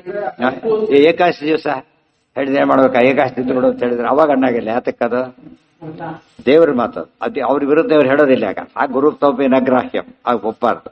ಉಳಿದ್ರಲ್ಲಿ ಕಾಂಪ್ರಮೈಸ್ ಮಾಡ್ಕೋಬೇಕಲ್ಲ, ಅವ್ರು ಮಾಡ್ಕೊಳ್ಳಿಲ್ಲ. ಆದ್ರಿಂದ ಪ್ರತಿಜ್ಞೆ ಫಲ ಕೊಡೋದು ಯಾರು? ಪ್ರತಿಜ್ಞೆಗೆ ಮತ್ತೆ ದೇವ್ ಅಂತ ಇದು ಮಾಡಿದ್ರೆ ಗಲಾಟೆ ಮಾಡಿದ್ರೆ ಏನಾಗುತ್ತೆ? ಈಗ ತಪ್ಪಾಯ್ತು. ಅದೆಲ್ಲ ಲಿಮಿಟೇಷನ್ಸ್ ಎಲ್ಲ ತೋರಿಸ್ತಾ ಹೋಗುತ್ತೆ. ಹಾ ಇರ್ಬೋದು. ಶಾಪಕ್ಕೆ ಕಾರಣ ಆಗಿದ್ದ ಯಾರು? ತಾನೇ ಸ್ವಯಂಕೃತ ಅಪರಾಧ. ಅದಕ್ಕೇನು ಹೇಳಬೇಕು? ಎರಡು ಕಾರಣ ಕೊಡ್ಬೇಕಾದ್ರೆ, ಒಂದೇನು ಶಾಪ ಕೆಲಸ ಮಾಡ್ತು, ಒಂದು ಎಂಥ ಶಾಪ ಏನೇ ಬಂದರೂ ಕೂಡ, ಎಂಥ ಕುಡುಕನೇ ಆಗಲಿ, ಎಂಥ ಕುಡುಕ ಕೂಡ ಕೆಲವು ತಪ್ಪು ಮಾಡಲ್ಲ ಅವನು, ಗೊತ್ತಾಯ್ತಿಲ್ಲ. ಆ ಹೊತ್ತಿನ ಕೆಲವೊಂದು ನೆನ್ಪಿಟ್ಕೊಂಡಿರ್ತಾರೆ. ಇದು ದೊಡ್ಡ ತತ್ವ. ಅದಕ್ಕೆ ಯಾವ ಬುಡ ತಪ್ಪನ್ನು ಹೈಲೈಟ್ ಮಾಡಲಿಲ್ಲ ಆಚಾರ್ಯ. ಯಾವ್ದನ್ನ ಹೈಲೈಟ್ ಮಾಡ್ತಾರೆ ಈಗ? ಅತಿ ದೊಡ್ಡ ತಪ್ಪನ್ನು ಹೈಲೈಟ್ ಮಾಡ್ತಾರೆ. ದೇವರು, ಸಾಕ್ಷಾತ್ ದೇವರು ಒಂದು ಕಾರಣ, ಲೋಕದೃಷ್ಟಿಯಲ್ಲಿ ಗುರುಗಳು ಇನ್ನೊಂದು ಕಾರಣ. ಅದು 425 ವರ್ಷ ಒಂದ್ಸರ್ತಿ 1/2 ಕುಡಿಸ್ತವನ ಜೊತೆಗೇನೆ ಸ್ವಲ್ಪ ಲಾಯಲ್ ಆಗಿರ್ತಾರೆ. ಅಷ್ಟು ವರ್ಷ ಇಟ್ಕೊಂಡು ಪಾಠ ಹೇಳಿದಾಗ ಹಾಗೆ ಮಾಡಿದ್ರೆ ತಪ್ಪಾಗ್ಲಿಲ್ಲ, ಅದು ತಪ್ಪು. ಆ ಒಂದು ಕಾರಣ ಕೊಟ್ಟು, ಅವ್ರು ದೇವರದ್ದು ಗೊತ್ತಿರೋದು ಬೇಡ, ಗೊತ್ತಾಯ್ತು. ಇಷ್ಟು ಗುರುಗಳು ಯುದ್ಧ ಮಾಡೋದಿಲ್ಲ, ದಯವಿಟ್ಟು ಕ್ಷಮಿಸ್ಬೇಕು. ನಾ ಮದುವೆನೂ ಎರಡು ಹೇಳ್ಬೋದು, ಎರಡೂ ಮಾತು ಕೇಳಲ್ಲ ನಾನು, ಅದು ಹೇಳ್ಬೋದಾಗಿತ್ತು. ಯುದ್ಧ ಆರಿಸ್ಕೊಂಡ್ರೆ ಯಾಕಾಗಿತ್ತು? ಯುದ್ಧ ಅಂದ್ರೆ ಹೊಡಿಬೇಕು ಗುರುಗಳನ್ನ. ಹತ್ತಾನೆ ಬಾಣ ಬಿಡೋದು ಅಂದ್ರೆ ಏನದು? ಹೊಡೆಯೋದು, ವಿರೋಧ. ಅದು ದೊಡ್ಡ ತಪ್ಪು ಅಂತ ಯಾರು ಎಂಥ ಶಾಪದ ಅವಸ್ಥೆಯಲ್ಲೂ ಅರ್ಥ ಆಗ್ಬೇಕಲ್ಲ. ಆಗಲಿಲ್ಲ, ಆ ಅರ್ಥದಲ್ಲೇ ಸರಿ ಹೋಗಲಿಲ್ಲ. ಮದುವೆ ಆಗೋದಿಲ್ಲ ಅಂತ ಹೇಳಿ ಅದು ಶಾಪ, ಮದುವೆ ಆಗಲಿ ಎಂಬ ಶಾಪ, ಯುದ್ಧ ಮಾಡಬೇಕು ಎಂಬ ಶಾಪ ಅಲ್ಲ.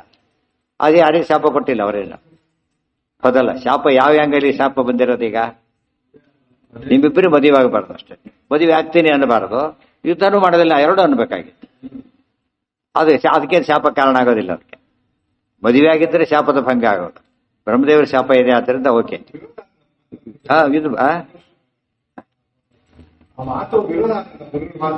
ಅದೇ ಹೇಳ್ತಿರೋದು ಈಗ. ನಿಮ್ಮ ಮಾತ್ರ ನಾನು ಕೇಳೋದಿಲ್ಲ. ಇಲ್ಲ, ಯಾಕೆ? ಯಾವುದಕ್ಕೆ ಒಳ್ಳೇದು ಹೇಳ್ತಾರೆ. ಕೆಲವು ವಿಷಯ ನಿಮ್ಮ ಮಾತನ್ನ ಕೇಳೋ. ಇವ್ರು ಹೇಳ್ತಾರೆ, ಒಬ್ಬನೇ ಹೋಗ್ತಿರ್ತಾನೆ, ಎಲ್ಲೋ ಸಹಾಯಕ್ಕೆ ಹೋಗ್ತಾನೆ ಒಬ್ಬ ಜೊತೆಗೆ. ವಯಸ್ಸಾದವರೆಲ್ಲೋ ಹೋಗ್ತಿರ್ತಾರೆ, ಸಹಾಯ ಮಾಡಕ್ಕೆ ಹೋಗ್ತಾರೆ. ಅವ್ರು ಬೇಡ ಅಂತಾರೆ. ಇವ್ರು ಏನ್ ಮಾಡ್ತಾರೆ? ಬೇಡ ಅಂದ್ರೆ ಹೋಗ್ತಾರೆ. ಅದಕ್ಕೆ ಯಾಕೆ? ಅವನೇನು ಬೇಡ ಅಂತ ಆಜ್ಞೆ ಅಲ್ಲ ಅದು, ಅರ್ಥ ಆಯ್ತಾ ಈಗ? ಅವ್ರು ಯಾಕೋ ನಮಗೆ ಕಷ್ಟ ಆಗುತ್ತೆ ಅಂತಂತಾರೆ, ಆದ್ರೂ ಪರವಾಗಿಲ್ಲ ಅಂತ ಹೋಗ್ತಾರೆ. ಅವನೇನಂತ ಬಂದ್ಬಿಟ್ಟೆ ಕೊನೆಗೆ ಹಬ್ಬ ಹೋಗುವಂತ ಹೋಗೋಣಂತ. ಅದು ಅವಿರೋಧ ಅಂತ ಮಾಡಿದ್ದು ತನ್ನಲ್ಲ. ಅವನು ಎಲ್ಲರೂ ಕ್ಲಬ್ ಹೋಗ್ತಿದ್ರೆ ಹೋದ್ರೆ ಸಿಟ್ಟು ಬರುತ್ತೆ ಅಷ್ಟೇ ಹೊರತು, ಒಳ್ಳೆ ಕೆಲಸಕ್ಕೆ ಹೊರಟಾಗ ಸಪೋರ್ಟ್ ಮಾಡಿ ಗೊತ್ತಿಲ್ಲದೆ ಹೋದ್ರು ಕೂಡ ಏನು ಅನ್ಸುತ್ತೆ ಅವರಿಗೆ? ಇನ್ನು ಬೇಡ ಅಂದ್ರೆ ಬಂದ್ಬಿಟ್ಟು ಒಳ್ಳೇದಾಯ್ತು, ಬಂದಿದ್ದು ಎಷ್ಟು ಒಳ್ಳೇದಾಯ್ತು, ಬಿದ್ದು ಬಿಡ್ತಾ ಐತೆ ಹಿಡ್ಕೊಂಡು, ಒಳ್ಳೇದಾಯ್ತು, ತಪ್ಪು ಅನ್ಸೋದಿಲ್ಲ. ಅದು ಅರ್ಥ ಆಯ್ತಾ ಈಗ? ಅದು ಫ್ರೀ ಅಲ್ಲಿ ಏನಿದೆ, ಗುರುಗಳ ಮಾತು ಕೇಳದೇ ಇರೋದಕ್ಕೆ ಏನು ಕಾರಣ? ಭಕ್ತಿ ಕಾರಣ. ಅದು ದೋಷ ಆಗ್ಲಿಲ್ಲ. ಅರ್ಥ ಆಯ್ತಾ ಈಗ? ಇಷ್ಟೆಲ್ಲ ಏನೇ ಮಾತು ಕೇಳೋದಿಲ್ಲ ರೀ, ನಾವು ಎಷ್ಟೊತ್ತು ನಾವೇ ಹೇಳ್ಬೇಕಾಗಿ ಎಷ್ಟೋ ಸಲ, ಗೊತ್ತಾಯ್ತಾ? ನಮ್ಮ ಊಟಕ್ಕೆ ಕೂತಾಗ ಹಾಕ್ತು ಬೇಡ ಅಂತಾರೆ, ಆ ಬೇಡ ಸೈಡಿಂದ ಹಾಕ್ತಾರೆ. ಮೋಸ ಮಾಡಿಬಿಟ್ಟೆ ಅಂತ ಬರೋದು. ಯಾರು ಮೋಸ ಮಾಡಿಬಿಟ್ಟು ಯಾಕೆ ಕರೆಯೋದಿಲ್ಲ? ಅದು ಹಾಕೋ ಉದ್ದೇಶ ಏನಿತ್ತು ಅವ್ರಿಗೆ? ಪಾಪ ಸಂಕೋಚ ಪಟ್ಟು ಬೇಡ ಅಂತಾರೆ. ಹಾಗಾಗಬಾರ್ದು ಅಂತ ಹೇಳ್ತಾರೆ. ಅದೇನು ತಪ್ಪಲ್ಲ, ಅದಲ್ಲ. ಅದು ಆಜ್ಞೆ ಮೀರ್ತಾರೆ. ಸಾಮಾನ್ಯ ಇಂಥ ಆಜ್ಞೆ ಮೀರೋದು ಜಾಸ್ತಿ ನಿತ್ಯದಲ್ಲಿ ನಡೆಯುತ್ತೆ ಕೆಲಸ. ಕೆಲವು ಸುಳ್ಳು ಹೇಳ್ಬೇಕಾಗತ್ತೆ, ಕೆಲವು ಸಲ ದೊಡ್ಡವರಿಗೆ ಸುಳ್ಳು ಹೇಳ್ಬೇಕಾಗತ್ತೆ. ಔಷಧಿ ತಗೊಳ್ಳೋದಿಲ್ಲ, ಡಾಕ್ಟರ್ ಹೇಳಿದ್ದಾರೆ, ಸುಳ್ಳು ಹೇಳಿದ್ರೆ ತಗೋತಾರಾಗ. ಕೆಲವು ತಗೊಳ್ಳೋದಿಲ್ವಲ್ಲ, ಡಾಕ್ಟರ್ ಹೇಳಿದ್ದಾರೆ ತಗೋಬೇಕಂತೆ, ಹಾಗಿದ್ರೆ ಕೊಡು ಅಂತಾರೆ. ಯಾಕೆ ಡಾಕ್ಟರ್ ಹೇಳಿಲ್ಲ ಹಾಗೆ, ಇವ್ನು ಯಾತಕ್ಕೆ ಕೇಳಿದ ಟ್ರಿಕ್ ಉಪಯೋಗಿಸ್ತಾ ತಗೊಂಡ್ರು, ರೋಗ ವಾಸಿ ಆಯ್ತು, ತಪ್ಪಲ್ಲ ಅದರಿಂದ. ಇದು ಪಾಪ ಅಂತ ಕರೆಯೋದಿಲ್ಲ ಅದನ್ನೆಲ್ಲ ಕೂಡ. ಅರ್ಥ ಆಯ್ತಾ? ಅನ್ಬೋದಾಗಿತ್ತು. ಏನು ಏನು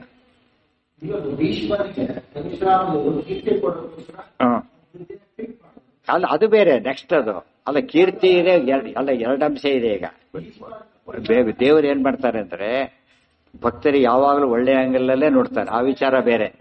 ಭಕ್ತರದ್ದು ಒಂದು ಆಂಗಲ್ ಇದೆ ಇಲ್ಲಿ. ಈಗ ಡಾಕ್ಟರ್ ಕೂಡ ಏನ್ ಮಾಡ್ತಾರೆ? ಡಾಕ್ಟರ್ ಹೇಳ್ತಾರೆ, ಕೆಲವು ವಿಷಯ ಬಂದಾಗ ರೋಗಿಗಳಿಗೆ ಎಚ್ಚರ ಕೊಟ್ಬಿಟ್ಟಿರ್ತಾರೆ. ಅವ್ರಿಗೆ ಕೆಲವು ಪೂರ್ತಿ ಬಂದಿರೋದಿಲ್ಲ, ಯಾವ ಪ್ರಾಬ್ಲಮ್ ಬರುತ್ತೆ.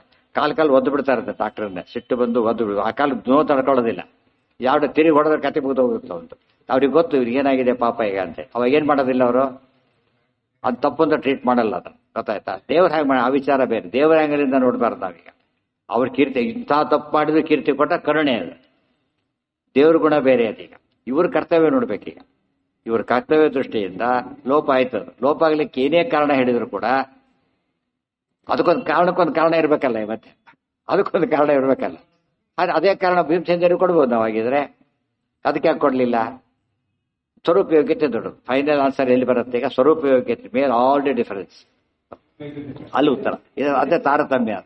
ವಾಯುಸ್ಥಿತಿಯಲ್ಲಿ ಬರೋದೇ ಹೇಗೆ? ಯೋಗ್ಯತಾ ತಾರತಮ್ಯ. ತಾರತಮ್ಯ ಅಂತ ಸುಮ್ಮನೆ ಹೇಳಲಿಲ್ಲ, ಯೋಗ್ಯತಾ ತಾರತಮ್ಯ ಬೇಸ್ಡ್ ಆನ್ ದೇರ್ ರಿಯಲ್ ಇದು ಕೆಪಾಸಿಟಿ, ರಿಯಲ್ ಒರಿಜಿನಾಲಿಟಿ. ಇನ್ನು ಹೇಳೋದ ಅದು ದೋಷ ಆಗ್ಲಿಲ್ಲ. ಹೌದು. ಕ್ಷಮಿಸ್ತಾನೆ. ಅದಕ್ಕೇನೆ ಭಕ್ತಾಪರಾಧ ಸಹಿಷ್ಣು ಅಂತ ಕರೆದು. ಭಕ್ತಾಪರಾಧ ಸಹಿಷ್ಣು. ನಾವು ನಮ್ಮ ಅಪರಾಧ ಸಹಿಷ್ಣು ಅಂತ ತಿಳ್ಕೊಂಡ್ಬಿಟ್ಟಿದ್ವಿ, ಅದು ತಪ್ಪು. ಭಕ್ತಾಪರಾಧ ಸಹಿಷ್ಣು ನಾವು ಗೊತ್ತಿರೋದು ಪ್ರೂವ್ ಆದ್ರೆ ಬಂದಿರುತ್ತೆ. ನಾವು ಅನ್ಕೊಂಡ್ಬಿಟ್ಟಿರ್ತೀವಿ ಅಷ್ಟೇ, ಅದಲ್ಲ. ದೇವಕಿ ವಸುದೇವಾದ್ಯ ಮೇನಿನೇ ಮಾನುಷಂ ಹರಿಂ ಭೀಷ್ಮಸ್ತು ಭಾರ್ಗವಂ ರಾಮಂ ಅವಮೇನೆ ಯೋಧೈತೆ. ಭೀಷ್ಮರು ಒಳ್ಳೆ ಪಾಯಿಂಟ್ ಬೇಕಾದಷ್ಟೇ ಇಲ್ಲ ಅಂತಲ್ಲ, ಇದು ಒಂದು ಕೇಸಲ್ಲಿ ಆಚಾರ ಅದಕ್ಕೆ ಕ್ವಚಿತ್ ಅಂತ ಹೇಳಿದ್ರು. ಅದು ಸರಿ ಅಂತ ಹೇಳಬಾರ್ದು. ಎಷ್ಟೋ ಜನ ನಮ್ಮನ್ನು ಪ್ರಶ್ನೆ ಮಾಡಕ್ಕೆ ಬರ್ತಾರೆ, ಯಾವ ಭೀಷ್ಮರಿಗೆ ಮಾತಾಡ್ತಿರ್ತೀವಿ ಅಂತ ತಿಳ್ಕೊಂಬಾಡಿ. ಯಾರೋ ಒಬ್ನು ಬರ್ತಾನೆ, ಭೀಷ್ಮರು ತಪ್ಪು ಮಾಡಿದ್ರೆ ಅಲ್ವೇನ್ರಿ ಅಂತ ಕೇಳಿದ್ರೆ ನಾವೇನು ಹೇಳ್ಬೇಕಾಗ, ತಪ್ಪು ಮಾಡಿಲ್ಲ ಅಂತ ಹೇಳಬಾರ್ದು. ಹೌದು, ಒಪ್ಕೋತೇವೆ ಅವರ. ಭೀಮ ತಪ್ಪು ಮಾಡಿದ ಅದನ್ನ ಹೇಳು, ಇಲ್ಲ ಭೀಮ ತಪ್ಪು ಮಾಡಿ ಅದು ಜಸ್ಟಿಫೈ ಮಾಡೋದು. ಇದನ್ನ ಮಾಡಬಾರ್ದು. ಯಾಕೆಂದ್ರೆ ಹೌದು ಧರ್ಮರಾಜ ಇಷ್ಟೆಲ್ಲ ಹೇಳ್ತೀರಿ, ಜೂಜಾಡಿದ್ದು ತಪ್ಪಲ್ವ ಅಂತ ಕೇಳಿದ್ರೆ ತಪ್ಪಲ್ಲ ನಾನು ಆಡ್ತೇನೆ ಅಂತ ನಾಗ ಅಲ್ಲಿ ತಪ್ಪು ಅಂತ ಹೇಳಲೇಬೇಕಾದ ತಪ್ಪದು. ಆದರೆ ಆ ಒಂದು ತಪ್ಪಿನಿಂದ ಏನಾಗೋದಿಲ್ಲ, ಅದರ ಒಟ್ಟು ಯೋಗ್ಯತೆಗೆ ಅಫೆಕ್ಟ್ ಆಗೋದಿಲ್ಲ. ಒಂದು ತಪ್ಪಿನಿಂದ ಅಫೆಕ್ಟ್ ಆಗೋದಿಲ್ಲ. ಆದರೆ ನಮಗೆ ಯೋಗ್ಯತೆ ಇದ್ದು ಮಾಡಿದ್ದಕ್ಕೋಸ್ಕರ ಒಂದು ಕಾರಣ ಇತ್ತು ಅಷ್ಟೇ. ಉಳಿದವರು ಅದನ್ನು ಫಾಲೋ ಮಾಡಾಗಿಲ್ಲ. ಆ ತಪ್ಪು ಅಂತ ಹೇಳಿ ಯಾಕೆ ತಪ್ಪು ಅಂತ ನಾವು ಹೇಳಲೇಬೇಕು ಅಂದ್ರೆ ಉಳಿದವನು ಫಾಲೋ ಮಾಡಕ್ಕೆ ಹೋಗ್ತಾನೆ ಸರಿ ಅಂದ್ಬಿಟ್ರೆ. ಅದಕ್ಕೆ ತಾರತಮ್ಯ ಒಪ್ಪಲಕ್ಕೆ ಹೇಳಲೇಬೇಕು ನಾವು. ಅದು ದೇವ್ರ ಬಗ್ಗೆ ವಾಯುದೇವ್ರ ಬಗ್ಗೆ ಹೇಳಿದಾಗ ಮಾತ್ರ ಏನು ಹೇಳಬಾರ್ದು, ಎಲ್ಲ ತಪ್ಪು ತಿಳ್ಕೊಂಡೈತಿ ಹಾಗೆ ಮಾಡಿಲ್ಲ. ಜನ ಅಲ್ಲೇ ಟಾರ್ಗೆಟ್ ಮಾಡ್ತಾರೆ. ಸೀತಾಪರಿತ್ಯಾಗ ರಾಮದೇವರು ಭಾರಿ ಅನ್ಯಾಯ ಶುರು ಮಾಡಿಬಿಡ್ತಾರೆ. ದೇವರು ಮಾಡಿದ ತಕ್ಷಣ ಪ್ರಶ್ನೆ ಯೋಚನೆ ಮಾಡೋದು. ದೇವರು ಮಾಡಿದ ಅಂದಮೇಲೆ ಏನೋ ಕಾರಣ ಇರಬೇಕು. ದೊಡ್ಡವ್ರು ಹೇಳ್ತಾರೆ ಒಂದು ಏನೋ ಕಾರಣ ಇರುತ್ತೆ. ಆ ಥರ ಯೋಚನೆ ಮಾಡಿದೇನೆ ಉಳಿದವ್ರ ಕಾರಣ ತಿಳ್ಕೊಳಕ್ಕೆ ಹೋಗಬಾರ್ದು. ಅಲ್ಲೇ ತಪ್ಪು ಮಾಡೋದು. ದೊಡ್ಡವರು ತಾನೇ ಒಪ್ಪಿರೋರನ್ನ ಅಪರಾಧಿಗಳನ್ನು ತಿಳ್ಕೊಂಡ್ರೆ ತಪ್ಪಾಗೋದಿಲ್ವೇನು. ದ್ರೋಣಕರ್ಣ ದ್ರೌಣಿ ಕೃಪಾಹ ಕೃಷ್ಣಾಭಾವೇ ಮನೋದಸುಹು. ದ್ರೋಣ, ಕರ್ಣ, ದ್ರೌಣಿ, ಈ ಬಂತ ಅಶ್ವತ್ಥಾಮರು ಇವರೆಲ್ಲ ಕೂಡ ಏನು ಕೃಪಾಚಾರ್ಯರು. ಇವರೆಲ್ಲ ಏನು ಮಾಡಿದ್ರು, ಕೃಷ್ಣಾಭಾವೇ ಮನೋದು. ಯುದ್ಧ ಮಾಡ್ಬೇಕಾದ್ರೆ ಬಾಣ ಹೊಡಿತಾನೆ ಇದ್ರು, ಗೊತ್ತಾಯ್ತಾ. ಅದನ್ನ ಮಾಡ್ಲಕ್ಕೆ ಹೋಗ್ಲಿಲ್ಲ. ಮತ್ತು ಕೃಷ್ಣನ್ ಕಟ್ಲಕ್ಕೆ ಹೋದ ಕರ್ಣ ಪಾರ್ಟಿಸಿಪೇಟ್ ಮಾಡಿದ್ದ ಅದರೊಳಗೆ. ಇವೆಲ್ಲ ತಿಳ್ಕೊಂಡಾಗ ಆಮೇಲೆ ಕೃಷ್ಣ ಸಂಕಲ್ಪ ವಿರುದ್ಧ ಅಶ್ವತ್ಥಾಮಾಚಾರ್ಯ ಏನ್ ಮಾಡಿದ್ರು, ಇಬ್ಬರನ್ನು ಬಿಡಿಸು ಅಂತ ಡೈರೆಕ್ಟ್ ಹೇಳಿದ್ರು ಕೂಡ ಅಲ್ಲೇ ಬಿಡಿಸ್ತೀನಿ ಅಂತ ಹೇಳಿದ್ರು. ಇವೆಲ್ಲ ಏನ್ ತೋರಿಸುತ್ತೆ, ಅವ್ರು ಶುದ್ಧವಾಗೋ ಧರ್ಮ ಫಾಲೋ ಮಾಡಲಿಲ್ಲ ಅಂತ ಆಯ್ತು. ಇದು ಭೀಷ್ಮರ ಪರಶುರಾಮ ರೂಪದ ದೇವರ ವಿರುದ್ಧ ನಿಂತಾಗೆ ಕೃಷ್ಣನ ವಿರುದ್ಧನೇ ನಿಂತರು. ನನ್ನ ಮಾತು ಕೇಳಿ ಇದು ಒಂದನ್ನು ಬಿಡಿ ಅಂತ ಅಲ್ಲೇ ಬಿಡಿಸ್ತೀನಿ ಅಂತ ಆಗ ಹೇಳ್ತಾ. ನಾನು ಏನಂತ ಹೇಳಿದ್ದು, ನಾನು ಕೈಲಾಗೋದಿಲ್ಲ ಅಂತ ಹೇಳಿದ್ದಲ್ಲ. ಆ ಒಳ್ಳೆಯವನು ಭಾಗವತ ರಕ್ಷಣೆ ಮಾಡಿ ಪುಣ್ಯ ಬರಲಿ ಅಂತ ಹೇಳಿದ್ರೆ ನಮ್ಮ ಮೇಲೆ ಜೋರು ಮಾಡ್ತೀರಾ, ನಾನು ರಕ್ಷಣೆ ಮಾಡೇ ಮಾಡ್ತೇನೆ ನೋಡಿ ಅಂತ ಹೇಳಿ. ಗೊತ್ತಾಯ್ತಾ. ಅದು ತಪ್ಪದು ಅಲ್ಲ. ಕೃಷ್ಣ ಮೇಲೆ ಬಿದ್ದಿಲ್ಲ, ಅದು ಆಗ ಬಿದ್ದಿಲ್ಲ. ಉಳಿದವ್ರದ್ದು ದ್ರೋಣಾಚಾರ್ಯ ಬಾಣ ಬಿಟ್ಟಾಗ ಎಲ್ಲಿ ಬೇಕಾದ್ರೂ ಬಾಣ ಬಿಡಬಹುದು. ಕೃಷ್ಣ ನಿಂತು ದೊಡ್ಡವರಿದ್ದಾಗ ಏನ್ ಮಾಡ್ತಾರೆ, ಇವತ್ತೊಂದು ನಮ್ಮಲ್ಲಿ ಕೆಲವು ಸೈಕಾಲಜಿ ಇದೆ. ಏನು ಗೊತ್ತಾ, 100 ಜನ ಹೊಡಿಲಕ್ಕೆ ಬಂದಿದ್ದಾರೆ. ತಿರುಗಿ ಹೊಡಿಲಕ್ಕೆ ಹೋದ್ರೆ ಅವರಲ್ಲಿ ತಮ್ಮನೊಬ್ಬ ನಿಂತಾನೆ ಪಾಪ, ಅವನು ಕಿಡ್ನಾಪ್ ಮಾಡ್ಕೊಂಡ್ಬಂದ್ಬಿಡ್ತಾರೆ, ಹಿಡ್ಕೊಂಡ್ಬಂದ್ಬಿಟ್ಟಿದ್ದಾರೆ. ಇನ್ನು ಹೊಡಿ ನಿಲ್ಲಿಸ್ಬಿಡ್ತಾನೆ ತಕ್ಷಣ. ಯಾತಕ್ಕೆ, ಏನಾದ್ರು ಅವ್ರಿಗೆ ಅಪಾಯ ಆಗುತ್ತಾಗ. ಗೊತ್ತಾಯ್ತಾ. ಆ ಥರ ಯೋಚನೆ ಮಾಡ್ಬೇಕು. ಅವ್ರು ಮಾಡ್ಲಿಲ್ಲ. ಆಗ ನಾವು ಮಾಡಿದ್ರೆ ಕೃಷ್ಣ ಎದುರು ನಿಂತಿದ್ದಾನೆ, ಆದ್ದರಿಂದ ಹೊಡೆಯೋ ಬಾಣ ಅಕಸ್ಮಾತ್ ಕೃಷ್ಣನೇ ಬಿದ್ದರೆ ಆ ಥರ ಯೋಚನೆ ಮಾಡಲಿಲ್ಲ. ಆದ್ದರಿಂದ ತಪ್ಪಾಯ್ತು. ಗೊತ್ತಾ. ಅವ್ ಏನ್ ಮಾಡ್ಬೇಕಾಗಿತ್ತು, ತಕ್ಷಣನೇ ಯಾರೋ ಹೊಡಿತಿರ್ತಾರೆ, ದೊಡ್ಡವ್ರು ಬಂದ ತಕ್ಷಣ ನಿಲ್ಲಿಸ್ಬಿಡ. ಅವ್ರನ್ನ ಹೊಡ್ಲಿಕ್ಕೆ ಹೋಗಲ್ಲ. ಆಕ್ಚುಲಿ ಹಣ್ಣು ಮುದುಕರವರು ಯಾರನ್ನ ಹೊಡಿತಾ ಇರ್ತಾನೆ ಕಾಡಿ, ಅಡ್ಡ ದೊಡ್ಡ ಮುದುಕ ಬರ್ತಾರೆ. ತಕ್ಷಣ ಏನಂತಾರೆ, ನಿಲ್ಲಿಸ್ಬಿಡ್ತಾರೆ ಹೊಡೆಯೋದನ್ನು. ಇವನೇನ್ ಹೊಡೆಯೋದಿಲ್ಲ. ಶಕ್ತಿ ಪ್ರಶ್ನೆ ಅಲ್ಲ ಅದು, ಏನದು ಭಕ್ತಿ ಪ್ರಶ್ನೆ. ಇದು ನೀವು ಅಡ್ಡ ಸರಿಯದೆ ಹೊಡಿತೀನಿ ಅಂತ, ಅದು ಸರಿಯೋದಿಲ್ಲ ಅಂತ ನಿಲ್ಲಿಸ್ಬಿಡ್ತಾನೆ.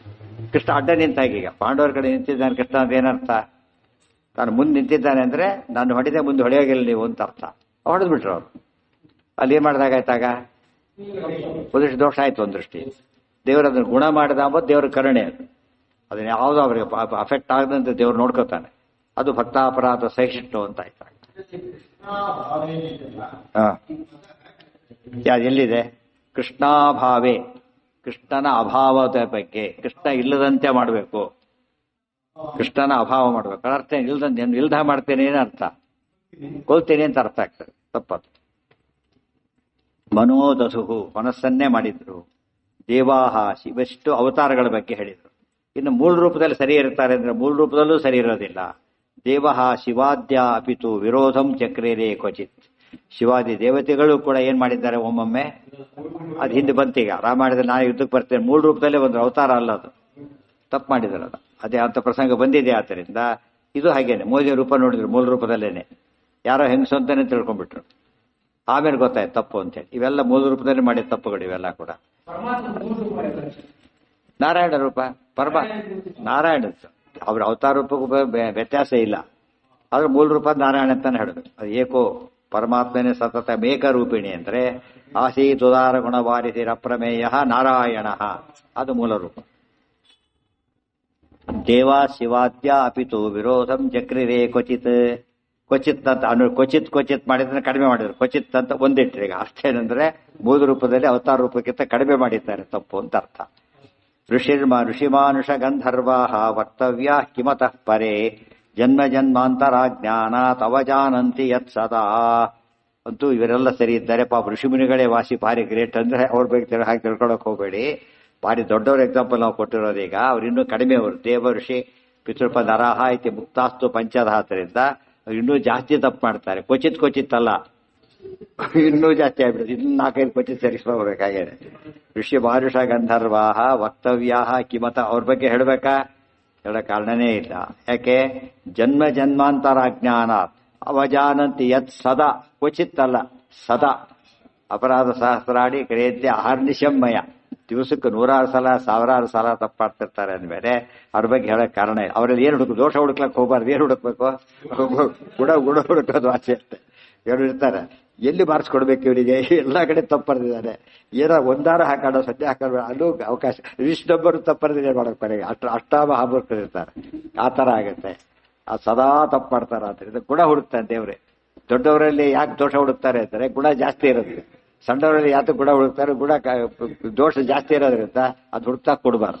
ನಿಮ್ಗೆ ಹೇಗೆ ಮಾಡ್ತಾರೆ? ದೊಡ್ಡ ಅಕ್ಕಿ ಇದರಲ್ಲಿ ಒಂದು ಕಲ್ಲು ಆರಿಸೋತ ಕೊಡ್ತಾರೆ. ನಾವು ಅಕ್ಕಿ ಆರಿಸೋದು ಅಷ್ಟೇ, ಕಲ್ಲು ಆರಿಸೋದು ಅಷ್ಟೇನ? ಯಾಕೆ? ಏನು ಕಡಿಮೆ ಇರುತ್ತೆ ಅದರಲ್ಲಿ? ಅದು ಕಲ್ಲು ಆರಿಸ್ತಾನೆ. ಆದ್ರೆ ಕಲ್ಲಿನ ಮಧ್ಯೆ ಅಕ್ಕಿ ಬಿದ್ದರೆ ಅಕ್ಕಿ ಆರಿಸ್ತಾರೆ, ಕಲ್ಲು ಆರಿಸೋದಿಲ್ಲ. ಅದಕ್ಕೆ ಯಾವಾಗಲೂ ಯಾವ್ದು ಜಾಸ್ತಿ ಇರುತ್ತೋ ಕಡಿಮೆ ಇರೋದನ್ನ ಆರಿಸ್ತಾ ಹೋಗು. ದೊಡ್ಡವರಲ್ಲಿ ಗುಣಗಳು ಜಾಸ್ತಿ ಇರೋದ್ರಿಂದ ದೋಷ ಹುಡುಕ್ತಾರೆ, ಚಿಕ್ಕವರು ದೋಷ ಜಾಸ್ತಿ ಗುಣ ಹುಡುಕ್ತಾರ. ಆದ್ದರಿಂದ ದೇವ್ರು ಹಾಗೆ ಮಾಡ್ತಾನೆ. ಏನ ಆ ದೋಷ ಎಣಸಕ್ ಕಾರಣ ಏನು ಅಂದ್ರೆ ಅವರು ತಾರತಮ್ಯ ತಿಳ್ಕೊಳಕ್ ನೋಡ್ಕೋಬೇಕೆ ಹೊರತು ಬೈಲಕ್ಕೆ ಉಪಯೋಗಿಸಬಾರ್ದು. ತಾರತಮ್ಯ ಜ್ಞಾಪಕ ಆಯ್ತು. ಹೇಳಿದ್ನಾಗ 50 ಮೇಲೆ ಮಾರ್ಕ್ಸ್ ತಗೊಂಡಿದ್ದಾರೆ, ಪಾಸ್ ಆಗ್ಬಿಟ್ಟಿದ್ದಾರೆ. ಅವ್ನು ಏನ್ ಮಾಡಿ ಫೇಲ್ ಅಂತ ಕರೆಯಾಗಿಲ್ಲ ನೀವು. ಯಾಕೆ? ಪಾಸ್ ಡಿಕ್ಲೇರ್ ಪಾಸ್ ಹೊಡೋರು. ಮತ್ತೇನು ಹುಡುಕ್ಬೇಕು ನೀವು? ಮಾರ್ಕ್ಸ್ ಕಡಿಮೆ ಅಂತ ಹೇಳ್ಬೇಕೆ ಹೊರತು ಫೇಲ್ ಅಂತ ಕರಿಬಾರ್ದು. ಡಿಫರೆನ್ಸ್ ಗೊತ್ತಾಯ್ತಾ? ಫೇಲ್ ಅಂತ ವಿಳಿಸಿ ಸೇರೋದಿಲ್ಲ. ಮಾರ್ಕ್ಸ್ ಕಡಿಮೆ 99 98 ತಗೊಂಡ್ರೆ ಕಡಿಮೆನೆ, 60 ಬಂದು 190ಗೆ ತಗೊಂಡ್ರೆ ಕಡಿಮೆನೆ. ಆ ರೀತಿ ತಿಳ್ಕೊಬೇಕೆ ಹೊರತು ಬೈಯಾಗಿಲ್ಲ, ಅವನು ಫೇಲ್ ಅಂತ ಕರೆಯಾಗಿಲ್ಲ. ಅದು ನಿಂದೆ ಆಗುತ್ತೆ, ಅದು ಪರ್ಸನಲ್ ಆಗುತ್ತೆ, ಕರಿಬಾರ್ದಾಗಲ್ಲ. ದೇವತೆಗಳು ತಾರತಮ್ಯಕ್ಕೋಸ್ಕರ ಸೆಳಿತಾರೆ ಅವರು, ಬೇರೆ ದೃಷ್ಟಿಯಿಂದ ಅಲ್ಲ. ಅದಕ್ಕೆ ನಹಿ ನಿಂದಾನ್ಯಾಯ ಅಂತ ಸಂಸ್ಕೃತದಲ್ಲಿ ಹೆಸರು. ನಹಿ ನಿಂದಾನ್ಯಾಯ ಅಂದ್ರೆ ಏನು? ನಹಿ ನಿಂದ್ಯಂ ನಿಂದಿತುಂ ಹೊರಟಿಲ್ಲ, ಕಿಂತು ಸ್ತುತ್ಯಂ ಸ್ತೋತುಮಪಿ. ನಿಂದೆ ಮಾಡೋ ಉದ್ದೇಶಕ್ಕಿಂತ ಉದ್ದೇಶ ಏನಿದೆ ಅಲ್ಲೀಗ? ಅವ್ರಿಗಿಂತ ದೊಡ್ಡವ್ರು ಹೊಗಳೋದ್ರಲ್ಲಿದೆ ಹೊರತು ಇವ್ರು ಬೈಯೋದ್ರಲ್ಲಿ ತಾತ್ಪರ್ಯ ಅಲ್ಲ. ಸರಿಯಾಗಿ ತಿಳ್ಕೊಂಡ್ರೆ ಗೊತ್ತಾಗುತ್ತೆ. ತಸ್ಮಾದೇಕೋ ವಾಯುರ್, ಇಷ್ಟೆಲ್ಲ ಯಾಕೆ ಹೇಳಿದ್ದು? ತಸ್ಮಾದೇಕೋ ವಾಯುರೇವ ಧರ್ಮೇ ಭಾಗವತೆ ಸ್ಥಿತ. ಆದ್ದರಿಂದ ಶುದ್ಧ ಭಾಗವತ ಧರ್ಮ ಇಳಿದವರು ಯಾರು ಅಂತ ಕೇಳಿದ್ರೆ ವಾಯು ಏವ. ಒಬ್ರಾದ್ರಲ್ಲ, ಲಕ್ಷ್ಮೀ, ಲಕ್ಷ್ಮೀದೇವಿ ಅದರಂತಾನೆ. ಸರಸ್ವತಿ ಚ, ಸರಸ್ವತಿ ಭಾರತೀ ಸಮ. ವಾಯುದೇವರು ಬ್ರಹ್ಮದೇವರು ಬಂದ್ರು, ಗೊತ್ತಾಯ್ತಾ? ಒಬ್ಬೊಬ್ರು. ಲಕ್ಷ್ಮೀ ನಾರಾಯಣ ತಗೊಳ್ಳಿಲ್ಲ. ಯಾತಕ್ಕೆ? ಭಾಗವತ ಅಲ್ಲ, ಭಗವಂತ ಆತ. ಭಗವಂತನ ಬಗ್ಗೆ ಹೇಳೋ ಪ್ರಸಕ್ತಿ ಬರಲಿಲ್ಲ. ಈಗ ಭಾಗವತರಲ್ಲಿ 3 ಜನ. ಲಕ್ಷ್ಮೀ ಪರಮ ಭಾಗವತರು, ಅನಾದಿಕ ಅನಂತ ಕಾಲದಲ್ಲಿ ಜೊತೆಗೆ ಇರತಕ್ಕಂಥವ್ರು. ಅನಂತರ ಬಂದಿದ್ದು ವಾಯುದೇವರು ಬ್ರಹ್ಮದೇವರು, ಇಬ್ರು ಸಮ. ಒಬ್ರು ಹೇಳಿದರೆ ಸಾಕು. ಅನಂತರ ಸರಸ್ವತಿ ಭಾರತಿ. ಎಲ್ಲಾ ಪುರುಷ ರುಜುಗಳ ಬಗ್ಗೆ ಒಬ್ಬರು, ಎಲ್ಲ ಇಬ್ರು ಪುರುಷರು, ಎಲ್ಲ ರುಜುಗಳು ಹಾಗೆ ಅಂತ ಒಟ್ಟು ತಾತ್ಪರ್ಯ. ಒಟ್ಟು 3 ಜನ ಆಯ್ತಲ್ಲ. ಏನಂತ ಹೇಳ್ತಾರೆ ಅವರಿಗೆ? ಪರ ಶುಕ್ಲ ತ್ರಯ. ಆ ಪದ ಕೇಳಿರ್ತೀರಿ, ಇಲ್ಲಿ ಅರ್ಥ ಆಗುತ್ತೆ. ಪರ ಶುಕ್ಲ ತ್ರಯ. ಪರ ಅಂದ್ರೆ ಏನು? ಪರೇ ಹರವು. ಶುಕ್ಲ ಅಂದ್ರೆ ಶುದ್ಧ. ದೇವರ ವಿಷಯದಲ್ಲಿ ಶುದ್ಧರಾದವರು 3 ಜನ ಅಂತ. 3 ಜನ ಇದ್ದಾರೆ, ಎಂದೂ ತಪ್ಪು ಮಾಡದೇ ಇರ್ತಕ್ಕಂಥವ್ರು ವ್ಯಕ್ತಿ. ಲಕ್ಷ್ಮೀದೇವಿ ಒಬ್ಬರೇ ಆ ಲೆಕ್ಕದಲ್ಲಿ, ಇನ್ನೊಬ್ಬರಿಲ್ಲ. ರುಜುಗಳು ಹಾಗಲ್ಲ. ಎಲ್ಲಾ ಪುರುಷ ರುಜುಗಳು, ಎಲ್ಲಾ ಸ್ತ್ರೀ ರುಜುಗಳು ಏನಾಗಿದ್ದಾರೆ? ಶುದ್ಧರಾಗಿದ್ದಾರೆ. ಇದು ತಾತ್ಪರ್ಯ. ಅಲ್ಲಿಗಿರಲಿ, ನಾಳೆ ದಿವಸ ಮುಂದಿನ ಮಾತು.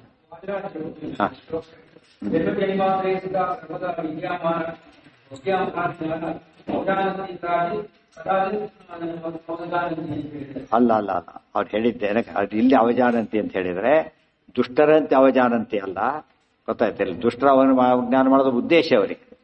ದುಷ್ಟರಿಗೆ ದೇವರಿಗೆ ವಿರೋಧ ಮಾಡೋದೇ ಉದ್ದೇಶ. ಇವರು ವಿರೋಧ ಮಾಡ್ತಾರೆ, ಉದ್ದೇಶ ಇರೋದಿಲ್ಲ. ಆದ್ರೆ ಯಾವುದೋ ಕಾರಣಕ್ಕೆ ಮಾಡ್ತಾರ, ಆದ್ರಿಂದ ಅದು ಕ್ಷಮ್ಯ ಅಂತ. ಸರ್ವೇಂದ್ರಿಯ